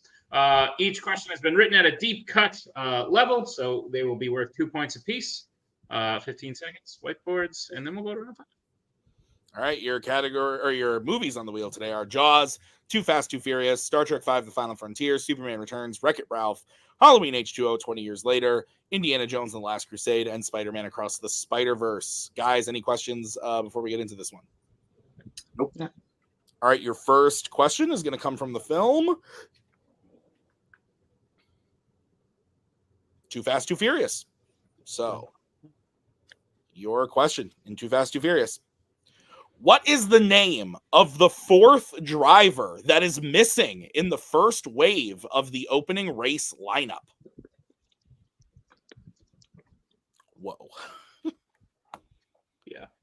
You did this one, not me, so. I did not have fun. I did not have a good time writing these questions. At one point, I had it paused on a lady laying in a bikini, and Maggie went, "What are you looking at?" I was like, nothing. 4, 3. Be grateful we gave you the criminal underworld movie with the shortest runtime. Yeah. Let's go to Brittany.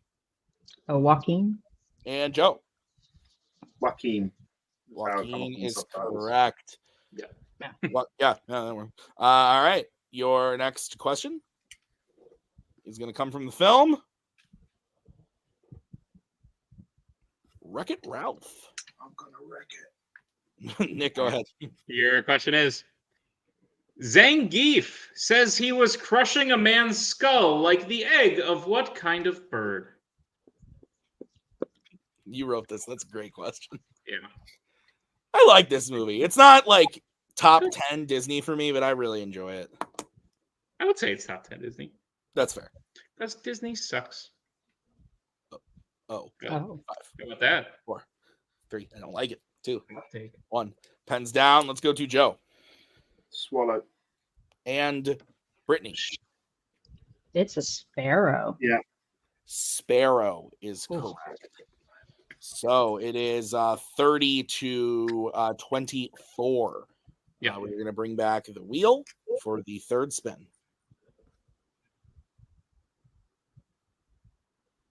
And it lands on Jaws. All right, guys, your question from Jaws. Brody says that it looks more like Mrs. Kinter put her ad in which magazine? I didn't know what I was just reading.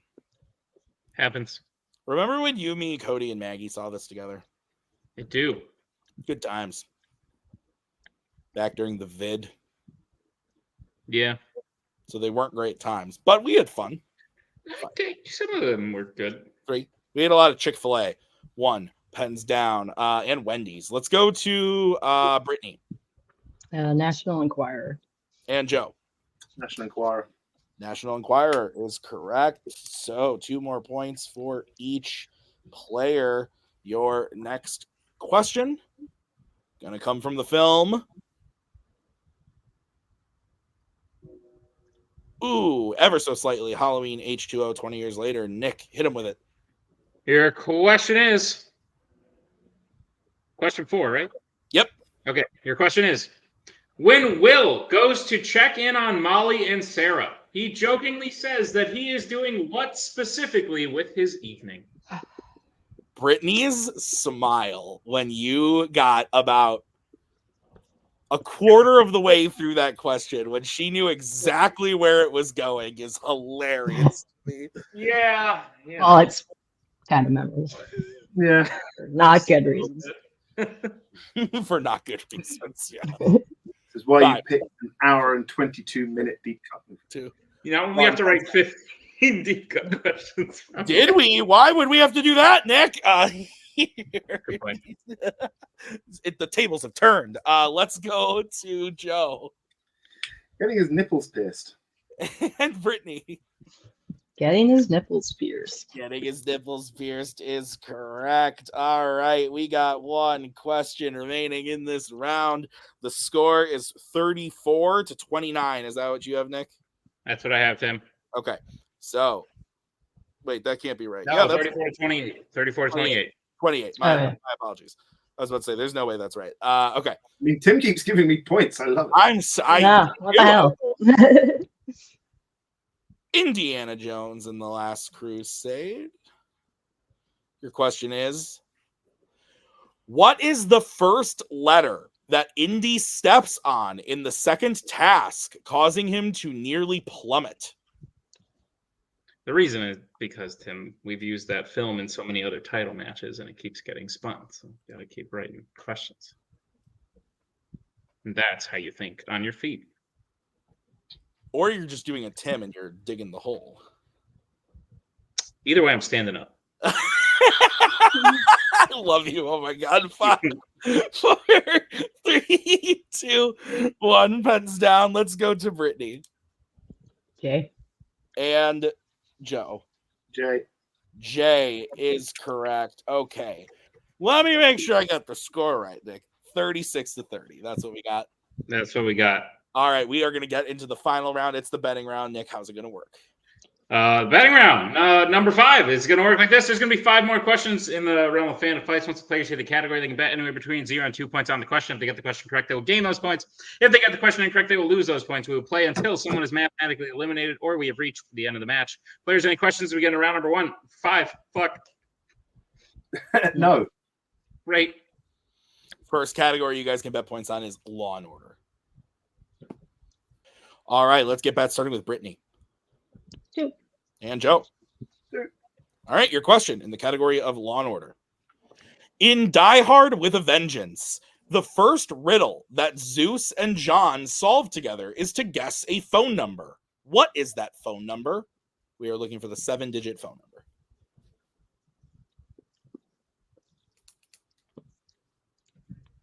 Good movie. Yeah. When we added this to Fandom, I rewatched it and I was like, holy shit. Forgot how You good created this whole category because of this. Because of this movie. This series more so. Oh, fair. You sat down and you were like, how do we get Die Hard in? 2, 1, pens down. Let's go to Brittany. 555-0001. And Joe. Yeah, that's it. And your winner, and still Fandom Fights singles champion, Brittany Tapley, a final score of 28-38. Nick, wow, crazy stuff. Nick, thoughts on the match? Yeah, just, Brittany just played her 3rd perfect game ever, and she just was the 2nd person ever to play a perfect title match. So did she get a perfect game? She got a perfect game, unless I missed something somewhere, Tim. Joe, I'm not happy about that. Title shot, cashing it in. Start again. Now. Whenever I want. I guess it's a good thing we wrote more of those deep cuts, Nick. Okay, well, we're gonna reset. I guess we're doing this again. We're gonna run it back. Joe's cashing in his title shot. Let's do it. Hello there.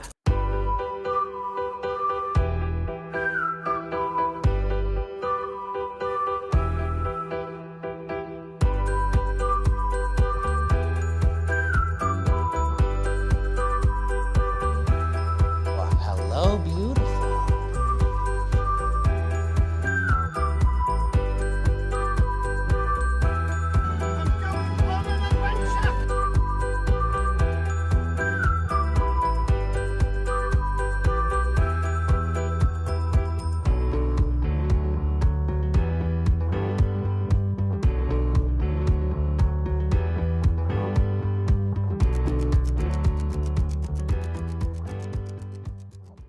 All right, we take a quick respite, but we're back. Joe is cashing in his title shot that he won at Last One Standing.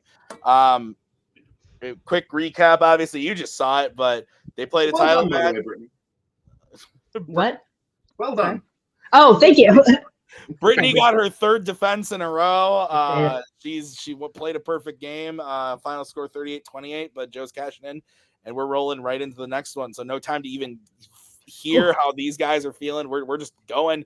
We're not going to reread the rules. Like Nick said, we just talked about it. They know it. If you're still watching, you know. So round number 1, match 2, I guess. Nick, kick us off. Question 1 is going to come in the category of creature features. In Escape from the Planet of the Apes, after letting everyone know that she is pregnant, Zira reveals to Hasline that she has a craving for what? I should probably remake the round 2 wheel, but maybe I don't want to. Maybe I just am going to leave it.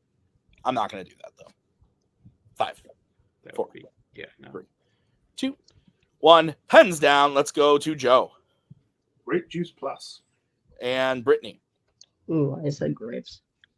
I think we can take Joe's, but not Brittany's. So Grape Juice Plus, a.k.a. grape juice with wine or just wine.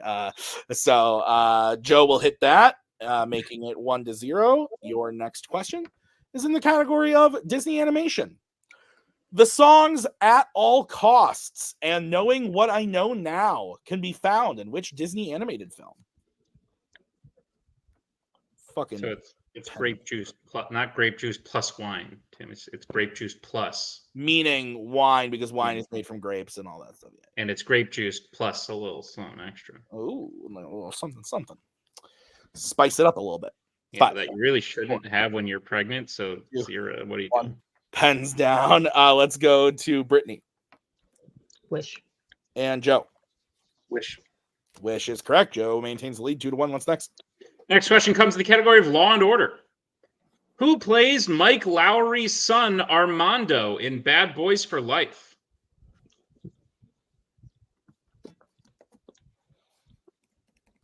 Sorry, I'm not talking to you. I'm just, remaking. Kind of rude. I mean, I love you. I'm redoing this wheel. Too busy having fun at the Hard Rock Hotel.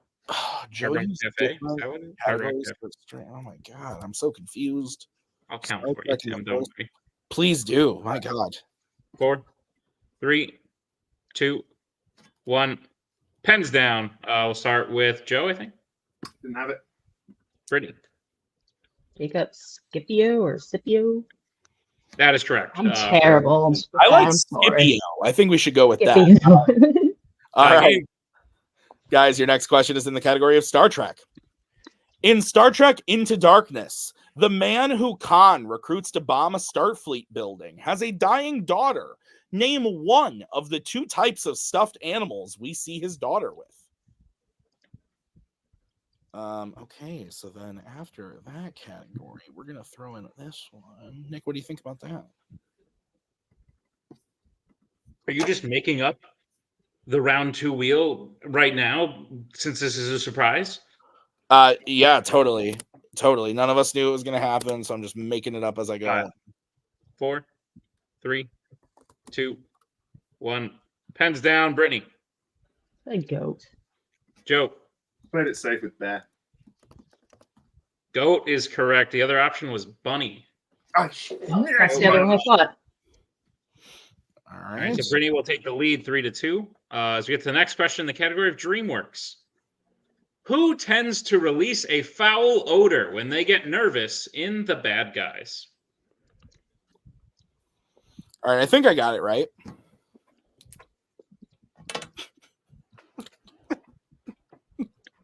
I think it's there. Well, that's great. 5, 4, 3, 2, 1. Pens down. Let's go to Joe. Piranha. And Brittany. Mr. Piranha. 4-3. That is correct. Your next question is going to be in the category of DC. Who voices Phyllis, the keeper of the Phantom Zone, in the Lego Batman movie? Nick, you having some water tonight? I am having some water tonight. I should be having some grape juice plus.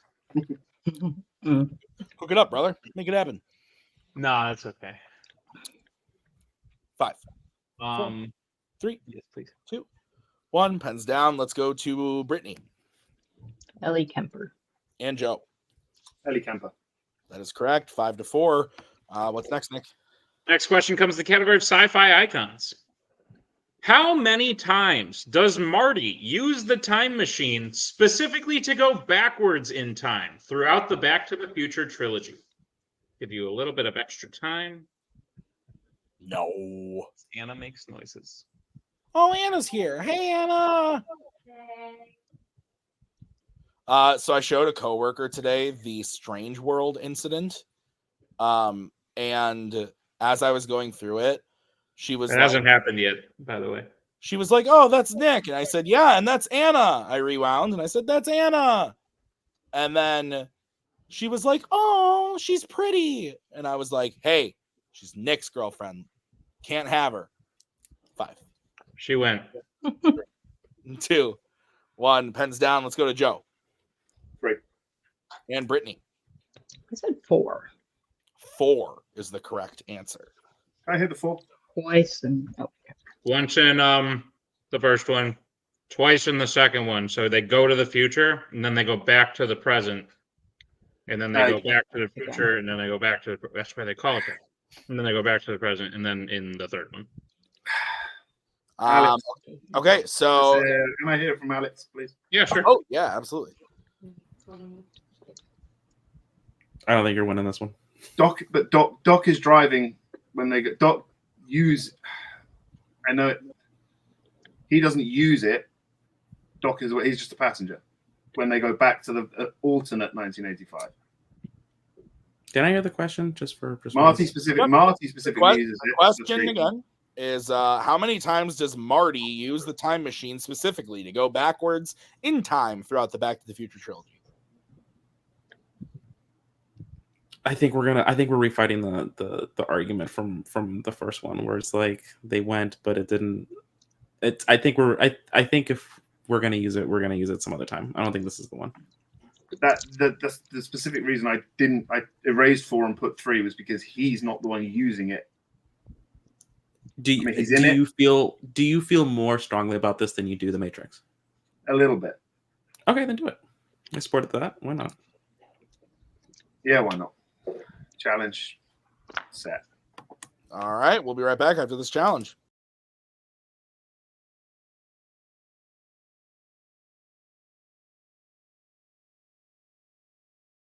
All right, we're back from the challenge. Nick and I talked it out, and we kind of decided that the ruling is going to stand just kind of based on the concept of the fact that just because Marty is not the one physically behind the wheel or operating the machine, he still uses the time machine for its intended purpose to go into the past and time travel. So 4 was the correct answer. That makes it 6-4 in favor of Brittany. The next question, I believe, is coming from me. Yes, in the category of YA. Which YA film features a character surviving being shot through the stomach without any protection on?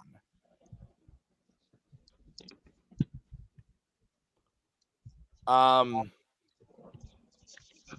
have something I want to say, but I can't because it would spoil things. So I'm thinking ahead. Trying to play it cool. Okay. How's the pizza?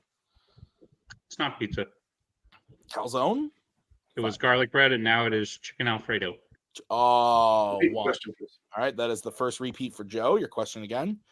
Which YA film features a character surviving being shot through the stomach without any protection on? Oh, I would destroy some chicken Alfredo. Oh my God. I had Chinese food for dinner, personally. It was good. I had some sesame chicken, a couple of crab rangoon.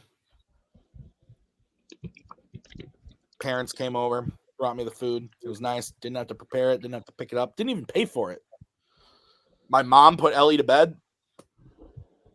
I'm living on the edge. 5, 4, 3, 2, 1. Pens down. We are going to go to Brittany. I wasn't sure. I said Mockingjay Part 2. And Joe. Hunger Games Mockingjay Part 1. Both are incorrect. We are looking for the death cure. The death cure. Thomas. I believe in both instances that they were talking about Katniss is wearing. That's what I thought. Yeah. Okay. Though I do know which scenes they're both referring to. It is still 6-4, and your next question is coming to you from Nick. It's in the category of the Wizarding World. Who is the last one to arrive at Slughorn's ice cream meeting in Harry Potter and the Half-Blood Prince? You're a big ice cream guy. I am. I do like ice cream very much. Does Anna enjoy the cream that's iced? Yeah, Tim, she's a big fan. That was Is weird, she? though. It's weird the way I said it. Is that what you said? Yeah, you're strange. Well, yeah, we know that. It's a strange world. But so she likes it just as much as you, or not? No. 5. Yeah, it is strange world. 3. 1. Head down. Let's go to Joe. Ginny. And Brittany. Ginny. Ginny is correct. 7-5. Still a 2-point game as we get into your final question of the category. And your category is Marvel. And the question is, at the beginning of Deadpool 2, why specifically does Wade say that he needs to die in the movie? I watched the first Deadpool last night. I watched 3 X-Men films last night. Including I wish we could do that, but we can't get through 20 minutes without. I was writing questions the whole time, and Maggie was working the whole time. So, we were doing other things. We weren't just sitting there watching movies, but it was nice having them on in the background. It had been a while since I had seen those movies. So, 5, 4, 3, 2, 1. Pens down. Let's go to Brittany. You lost Vanessa? And Joe. To be with Vanessa. Oh, okay. Both are incorrect. He says because Wolverine died in Logan, he needs to die. Oh, Too. So both were incorrect, but we have a very close game. It is 7-5. Is that what you have, Nick? That is what I have, Tim. Okay, we are going to get into round number 2. It is the wheel round. We're not going to say how it works. I was about to say, Nick, tell me how it works, but I would have said no. Just tell us what's on it. Your categories today are James Bond, Mixed Bag, Star Wars, Creature Features, Criminal Underworld, Marvel, Horror Icons, YA, DC, and DreamWorks. Brittany, you are in the lead. Do you want to spin or defer? Great job. I think we just keep what we've been doing, unless you feel something different. No. All right, we'll spin second. All right, we will bring in Mr. Martinez. This is going to be the spin for Mr. Fairley. It lands on DC. Yeah. Want it? I'm happy with that. Okay. I don't add a word to a title of the song this time. Pain. Nick, do you want to go ahead and give Joe his questions? Gladly. Joe, I'll be giving you questions in the category of DC. Are you prepared for them? Sure. Your first question. 5 characters get trapped in a void of complete darkness in which DC film?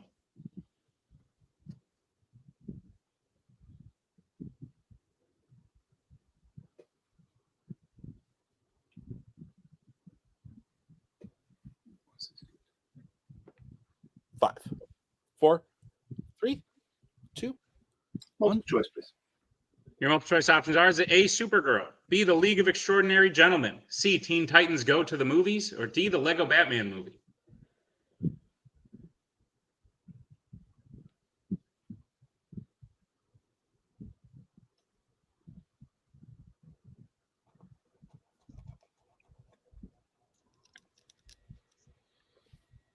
Five, 4, 3, 2. I'll repeat everything, please. Sure thing. That is your second repeat. Question again. 5 characters get trapped in a void of complete darkness in which DC film? And your options are A, Supergirl, B, The League of Extraordinary Gentlemen, C, Teen Titans Go to the Movies, or D, the Lego Batman movie.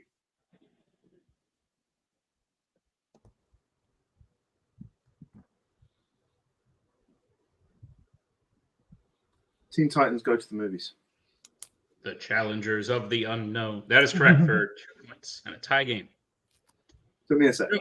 No, 1 point and not a tie game. 1 point and not a tie game is what I meant to say. Joe, your next question.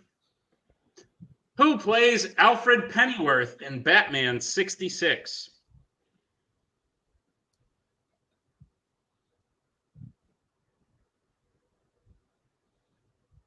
Alan Napier. That is correct for 2 points and also not a tie game. The lead. Correct. Joe, your third question. In Stardust, what type of building does the evil witch Lamia build from scratch using magic to try and lure in Yvain? An inn. That is correct for 2 points. And Your in. penultimate question. Roke dies in an explosion on what type of transportation in The Losers? Plane. That's correct for 2 points. And Joe, your final question. According to the film Constantine, the Spear of Destiny has been missing since what event?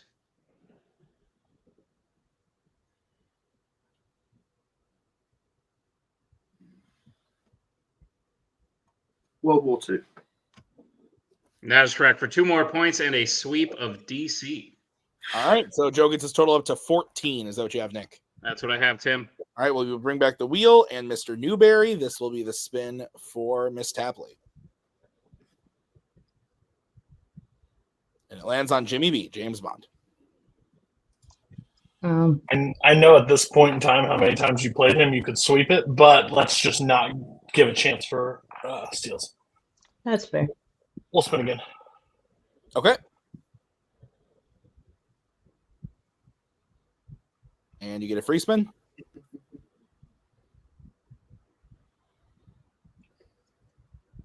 YA. Okay, just take your time. All right, Brittany, I'm giving you your questions in YA. Are you ready? Yep. Your first question. Which YA film features a flashback to a character named Maria building an army?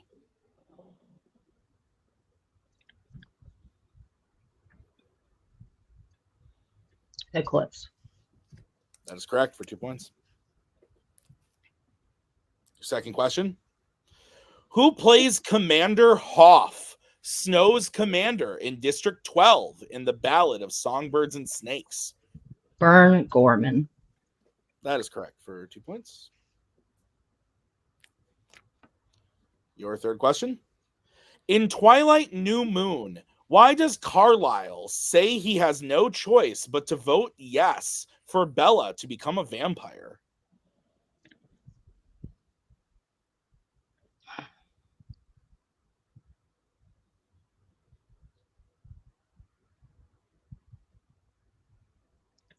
To be safe, I'll go to multiple.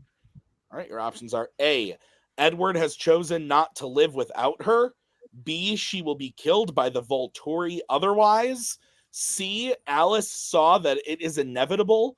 Or D, Bella's father begged him to. A. A is correct for 1 point. Your penultimate question in this category. In Insurgent, who along with Triss saves someone from plummeting to their death under mind control?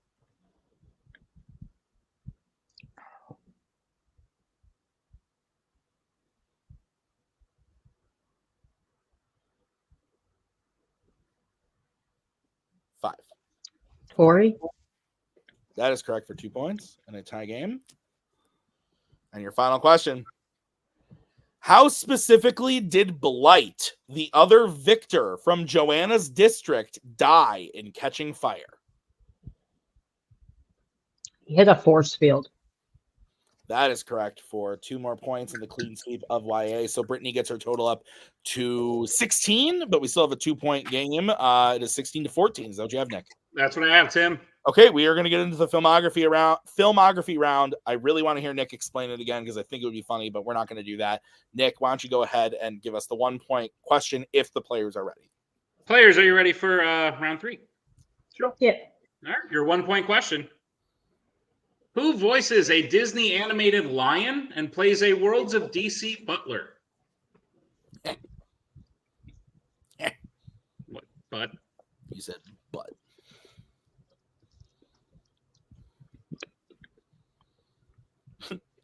And you said low. I also said mated.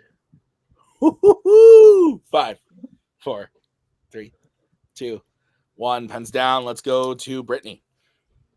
Jeremy Irons. And Joe. Jeremy Irons. Be prepared. That's correct. 17-15. Your 2-point question. Who plays a Star Trek crew member and a pirate under the command of Jack Sparrow? Yar, I'm a pirate, matey. No, you're not. How's that fettuccine Alfredo? Giant fettuccine. It's penne, idiot. How's that chicken penne Alfredo? No one calls it that. Did Anna make it, or did you get it from somewhere? It's in a silver dish, so I would imagine it was not made by... 5, 4, 3, 2, 1. Pens down. Let's go to Joe. Zoe Saldana. And Brittany. Zoe Saldana. Zoe Saldana is correct. Still a 2-point game. Nick, what's the 3-point question? Your 3-point question. Who plays a Marvel father and a DC father, both of whom die in their films? Shaking up the wording of the filmography questions. Just a little. Just a little. I only had 2 seconds to write this one because so unexpected. Because we didn't know it was coming. Yeah. Puppet Master Nick. That's me. 4, 3, 2, Repeat 1. question. All right, that is Joe's 3rd repeat. Question again. Who plays a Marvel father and a DC father, both of whom die in their films?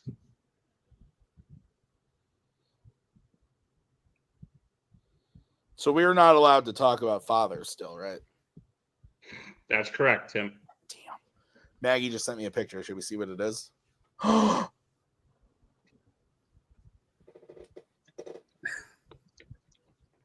Buckle. 5, 4, 3, 2, 1. Pens down. Let's go to Joe. Brett Cullen. And Brittany. Brett Cullen.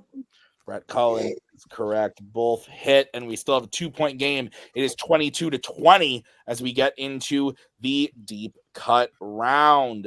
Players, do you have any questions before we get into the deep cut round? No. Okay, same movies on this deep cut wheel. So we are going to bring that wheel in. And here is your first spin. And it is from Star Trek V, The Final Frontier. I'm so glad I wrote 15 Too Fast and Too Furious questions. Your question from Star Trek V, The Final Frontier is: Kirk is climbing El Capitan on what stardate?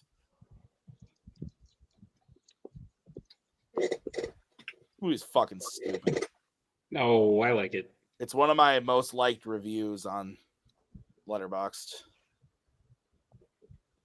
My review is literally just row your own fucking boat, and it has a lot of likes. It's one that I was pretty proud of. 5, 4, 3, 2, 1. Pens down. Let's go to Brittany. Said 8454.1. And Joe. 8454.1. Yeah, you both are gross. That's correct for 2 points. I'm kidding. I love you both. Your next spin is going to be Indiana Jones and the Last Crusade. Lots of Nick written questions in this deep cut round. Nick, go for it. Your question. What were Donovan's men mining for when they found the sandstone tablet? This movie slaps. Who does it Love slap? Me in the feels and the heart and the emotions and the cinema. It's not very nice. Weirdly enough, though, every time I think of this movie, I think of Welcome to Mooseport, because me and Cody got the Mooseport question and the Last Crusade question in the same round. 5, 4, naturally, 3, 2, 1. Pens down. It's a weird thing for 2 movies to be together. Joe. Copper. And Brittany. Copper. Copper is correct. Still a 2-point game. Man alive. All right. Next spin. It's Indiana Jones and the Last Crusade. Sorry you watched all these movies, guys.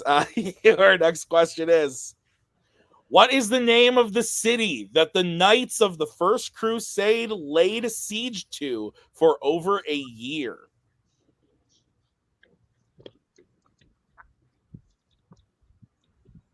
I'm really hungry. Dude, I love it. I think it's awesome that you are getting yours. You need to like, It's not professional. Okay. We put up a pretty professional show. I hear that. I'll take a repeat. Yeah, Brittany's going for that repeat. I'll give you the question. Nick can keep eating. Your question again. What is the name of the city that the Knights of the First Crusade laid siege to for over a year? Listen, I once made love to a piece of cheese bread in the middle of a match. Like, I just destroyed that thing. And I did it in front of the camera. You're at least going... Oh, so not under the table sort of thing. I'm with Joe. I don't like what you're saying. Made love? No. It's the food. It was garlic bread. It was cheese bread. It was delicious. 5. That makes it worse. 3, 2, 1. Pens down. We are going to go to Brittany. I said Byzantium. And Joe. Byzantium. Both are incorrect. We were looking for Alexandretta. So I changed it from. both are incorrect. So we are moving on. And still a 2-point game. Next spin. I swear to God. Holy shit. Indiana Jones. Oh my God. Crusade. Great. Your question. 15 deep cut questions, he said. 10. Your 5th question. Your 4th question. What specific make and model car does the ruler of Alexandretta want from Donovan in order to allow him into the city?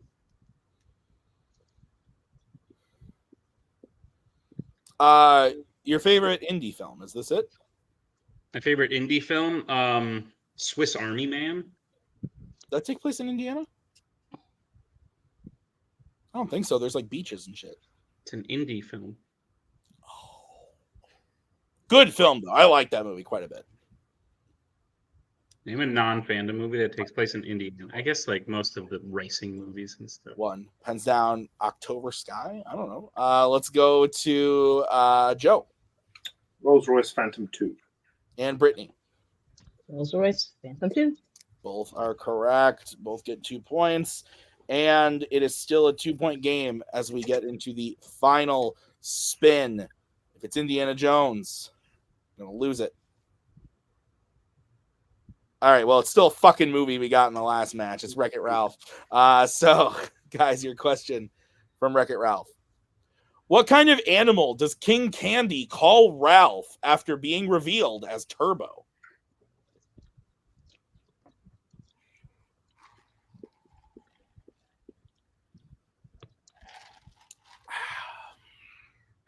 Refreshing. Indeed. How's your water, you healthy little boy? 5, 4, 3, 2, 1. Pens down. Let's go to Brittany. So Warthog. And Joe. Hey. Warthog is correct. So Brittany will widen her lead. It is now 30-26. 4-point game going into the betting round. Any questions before we get into it? Nope. Nope. All right, guys. Your first category is the Wizarding World. Let's get back starting with Brittany. 2. And Joe. 2.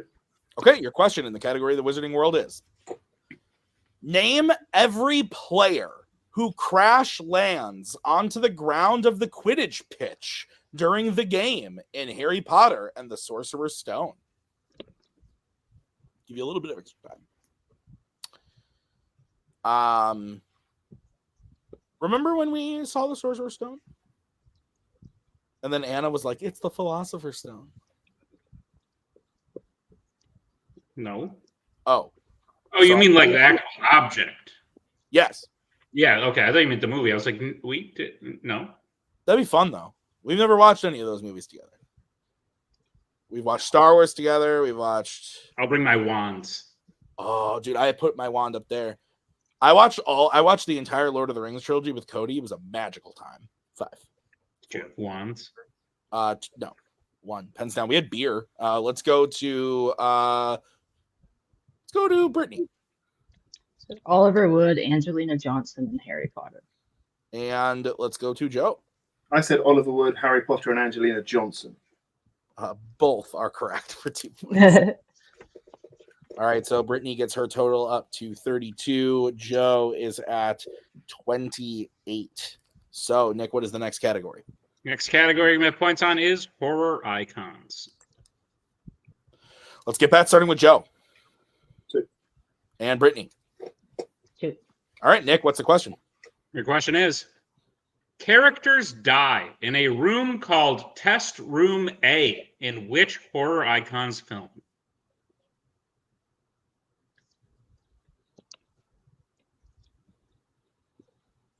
I have one nude left. So I say I make love to the cheese bread, and that's like wildly inappropriate. But you say you have a nude. Nude, like everyone knew what I know thought. what you meant. I know what you meant. I just love the hypocrisy here at Fandom Fights. No, mine was classy. 5, There's left 4, that. 3, 2, 1. Pens down. Joe, we're gonna go to you. Halloween 3, Season of the Witch. And Brittany. Season of the Witch. Season of the Witch is correct. 34-30 is the score. 3 categories remaining. Your next category is the Worlds of DC. All right, let's get back starting with Brittany. Oh, sorry. Jesus. Joe. All right, your question is: in The Flash, after replenishing his energy, what is the first thing that Barry throws that stops acid from hitting one of the babies?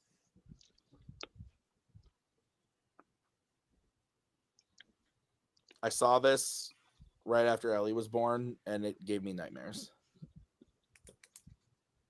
Because that sucks. Yeah.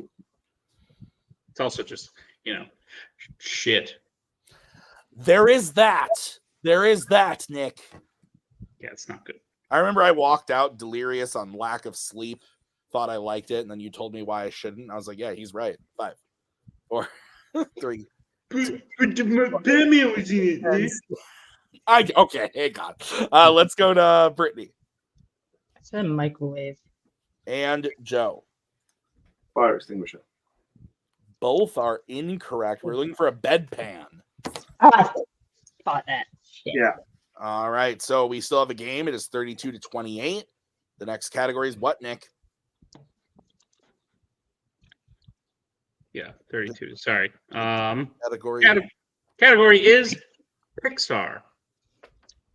Let's get back starting with Joe. 2. And Brittany. 1. Okay, Nick, what's the question?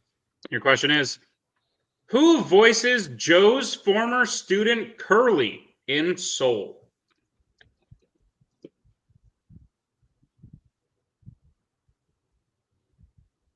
Cool name. What does your shirt say? Face front true believers. Oh, Stanley. 5, 4. Repeat the question. All right, that is Brittany's second repeat. Question again. Who voices Joe's former student Curly in Soul? Oh.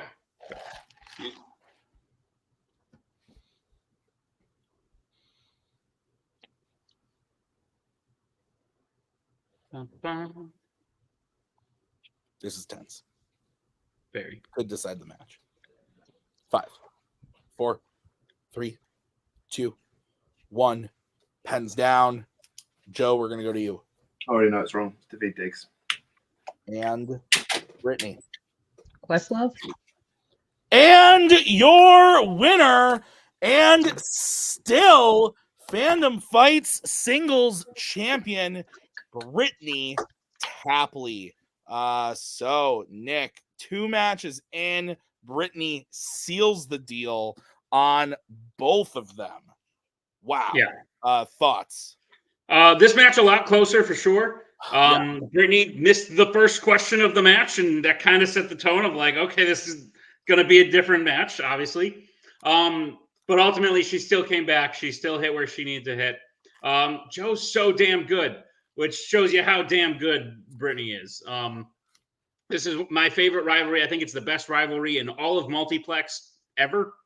I think Brittany's at such a high level right now, and Joe is really the only one that can challenge her. So like these two that not that can, I'm sure other people could in the future, but like when I think of like who could possibly take down Brittany, I think Joe, and I struggle to find other people. So nothing against Joe. Respect for the shot. He took that shot from Thomas Scully 2 years ago, and he handled it just like Brittany handled it today. So good shit from 2 great players. Yeah, I couldn't win one of these in one night, and Brittany just won 2 of them back to back. What the fuck? Okay, let's get into post-match interviews. We're going to talk about, I guess, both matches. We're going to go do that right now with the players.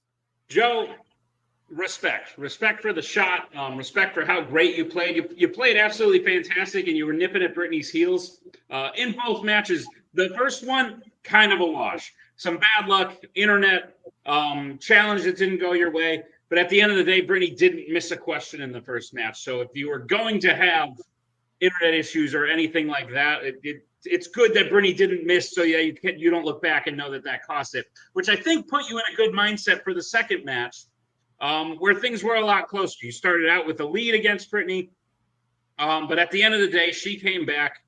It was much more. This last match was much more similar to the way you guys usually are when you play, which is sudden death, neck and neck the whole time. So this felt like Brittany versus Joe in its truest form. Unfortunately, it didn't go your way today. But how are you feeling over it? I think I picked the worst time to have my 2 worst matches of the year, and I know said it went well. They were my 2 worst matches of the year. You know, there's always a deep cut. I mean, the Byzantium one we both missed, but the Warthog one, like, you take so many notes for deep cuts, and like it's every time it's something I didn't take notes on that comes up, and it's usually the 5th deep cut that comes up. But look, you can't take it away from Brittany. She's the most dominant player there's ever been. Well, she's not had 5 defenses yet. I would agree with you, quite frankly. frankly. Not had 5 defenses yet. You know, there is that. That's fair. Good point. But no, she played really well. That first game was incredible.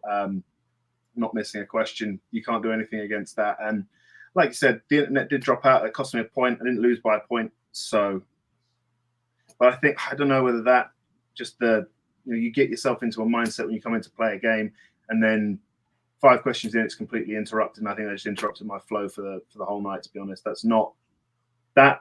Neither of those matches are indicative of how I should be playing and how I should play. The team's title match was the same thing. Was one word that you can sort of even that annoys me. But no, tonight was not good. It's the worst I've played all year. There's not much else to say about it, to be honest. Alex, Joe's been going nonstop, playing at high levels. Like he not only did he win last one standing, but he did it from the second position. So he started out the season with a 3-hour extravaganza, beating every other player in Fandom pretty much. And then went on a 6-0 rookie run with teams, has not lost in singles, has barely missed questions in singles, had to go through everyone that was in the tournament. Do you fault him for maybe, I don't even know if you could call it stumbling. I just think like Brittany wasn't dropping at all. And I wouldn't even say Joe stumbled, but maybe I would, because one missed question in a match where Joe and Brittany are playing could be considered stumbling, I guess. Alex, long story short, how'd Joe play? Do you understand that he's been playing forever? So of course it's going to happen. It's so funny because I've known Joe for a long time, and I've gotten to see a lot of Joe's title matches here and everywhere else. And this whole time I've just been, and we all have been so proud of him. And here, like at the final, and he gets so, down on himself. But this was the whole year basically has been leading up to this point, and we're standing here at the finish line having come second place, but nobody else has even really come close to the year. And so like, yes, Brittany is amazing and is arguably reached that point of being the most dominant player. But Joe is 3-4 questions behind. And that's it feels like a long distance. But everyone else is so far behind. As someone that is sitting here going, I got like 15 points. I did fine. It's a game of inches, and I think he sees how far he has to go, but the rest of us are seeing how far they are ahead, and it's wild to us for both of them. Like, congratulations to Brittany, of course. But I'm just sitting here thinking like, God, Joe's so great.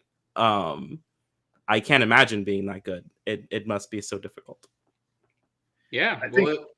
I think maybe I should have taken the hint from the day at the beach that maybe I was going to burn out tonight. Joe, I don't think you've burnt out fully. You may have stumbled, lost your way, but insert Charles Xavier quote here. I can't remember the rest of it. This is not the end of forever. Yeah, something like that. This is not the end of your year. You will be back again before the end of the year with a chance to make it back to the title. You'll have a break before that because you've been going nonstop. But what is your mindset going back into that? Need the break. We'll see how I feel about coming back. All right. Good to know. Joe, listen, congratulations on 2 great performances. Oh, sorry, just a sec. Sorry, Nick and Tim, you recorded 2 matches back to back tonight. You wrote 3. You wrote 3 because Brittany had a rematch in case I won this second one.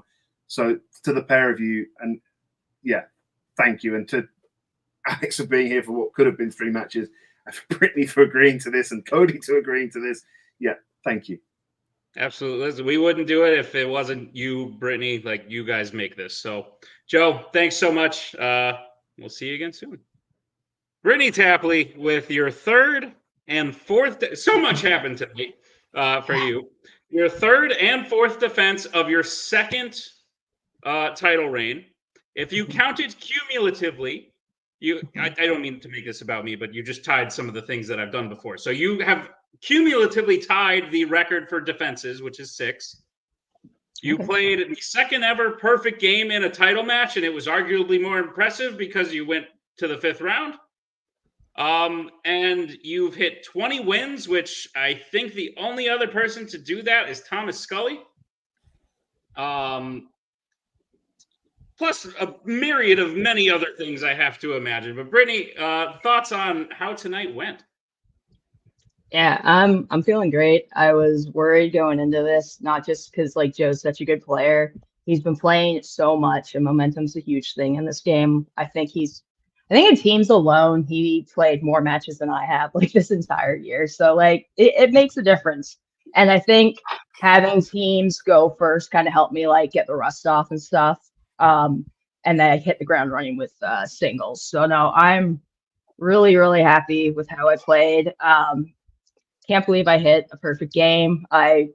That's incredible. And no, I've always said a loss for words in this probably, but I feel great. Joe, don't beat yourself up. You played awesome. We both had to deep cut 18 movies, so like in like a week. So like don't feel, and on top of that, I have a bigger repertoire of movies that deep cut, and I picked stuff that I've done before. Like I'm just saying, I think I did have a little bit of an advantage when it came to deep cuts. So no, don't beat yourself up. Come back. You're amazing, Joe. And I have no better opponent than you. So no, I'm very happy. This is probably, aside from winning last one standing, win the belt, this is probably the top moment for me in my whole career. Yeah. Nice. Well, that was very nice. Cody, be mean. Yeah. Oh, I just want to say something before I talk about that. Like Alex said, like the bar is very far. I think Tyler, one of our team members, is not that far away from challenging Joe. Their match going down to the last question, so I think that's a really closer match than we give Tyler gets credit for. Yeah, I'll just say it. I've managed him. I've managed you. I've managed people in previous. Like I've managed a ton. Brittany's the greatest player that has ever played this game, and it's not even close. Like. I've done a lot of calls. I've done a lot of strategy. I didn't think there was somebody more competitive than Nick Twohig. Brittany is, but she's just silent about it. I can say this now because the match is over. She emphatically said, "I'm not worried about match 3." Like if it had to go, like she was confident to finish it in 2. She called her shot. She prepped and she was able to do it. She's just a workhorse. She's nice. There was challenges tonight. She didn't. It'll be a cutout. She didn't say a word. She didn't argue either for or against his challenges. She played within her game and played perfect. The perfect game was just something like even me. I was in round 4. I was like, I don't think she's not missed if I'm correct. And then the next match, she misses the very first question. Doesn't do anything, gets the lead, and just carries it to the end.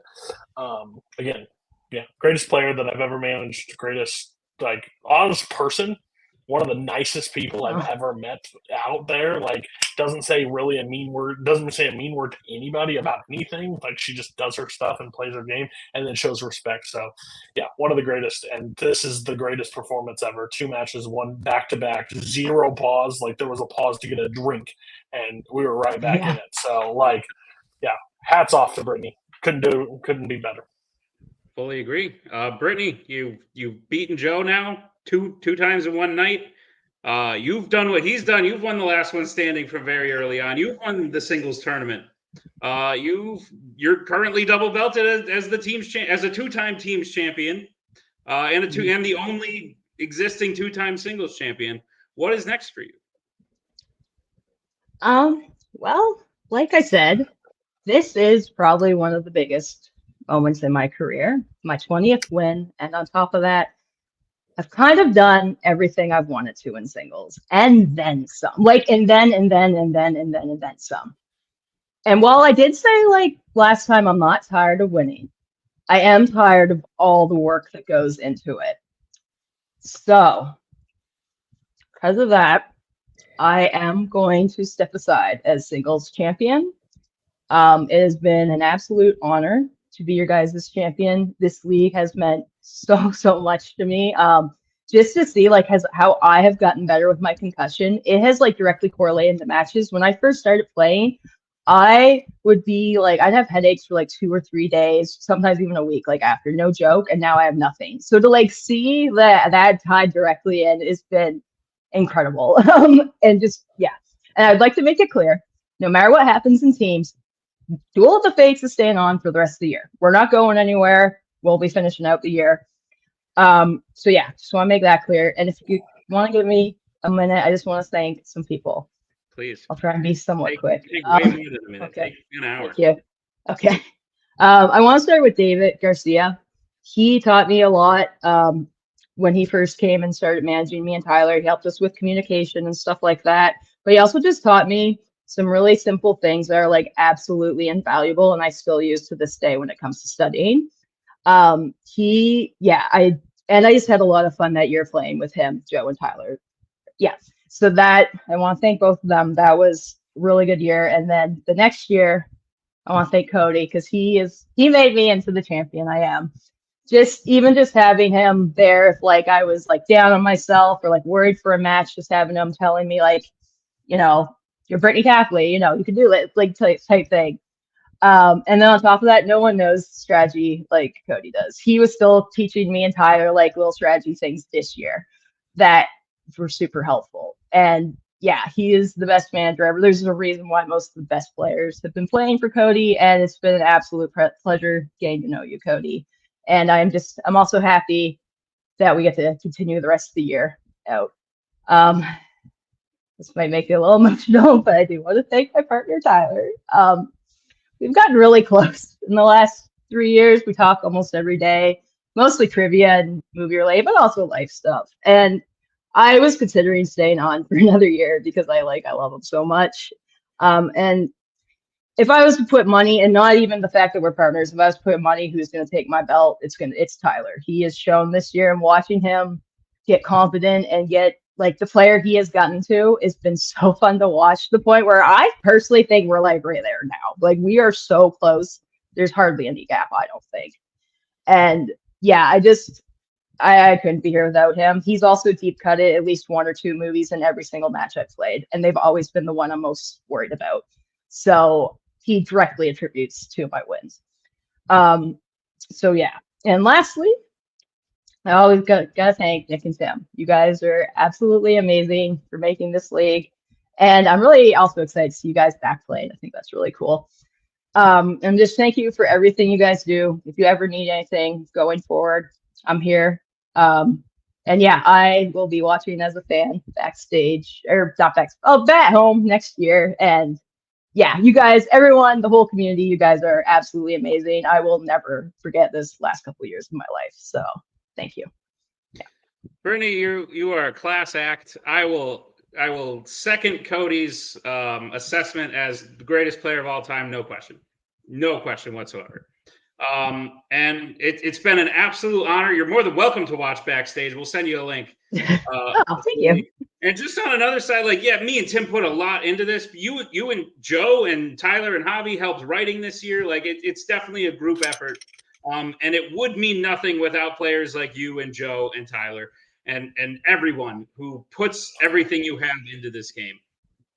So congratulations on an epic career. I doubt it will be topped. You have the highest accuracy of anyone. I don't think anyone's touching that. You've accomplished more things than I think anyone could say they have. So congratulations on all of it, and mostly Brittany, and I'll bring Tim in for this because I imagine we would both just like to say thank you to everything you have brought to the game that we put so much into. Yeah, absolutely. I was gonna just save it for the after, but I'll go now, and then Joe wants to come in and say something if everyone's okay with that. Yeah, I agree. I second Nick's sentiments and Cody's sentiments. I think especially from the it's super weird. Like we're getting all emotional at the end of a match here, but it's fun. I like it. But that being said, we put so much time into it, and so when that's recognized by players, like it does truly mean a lot. So I thank you for the kind words. That means a lot. But yeah, like Nick said, you, Joe, Javi, helping write matches, like that's been big. That helps out so much. But the fact that you guys come and play and take it super seriously, it makes us want to do it. It makes it so that the matches that kind of suck are worth it. Never mind. All the matches are great. What am I talking about?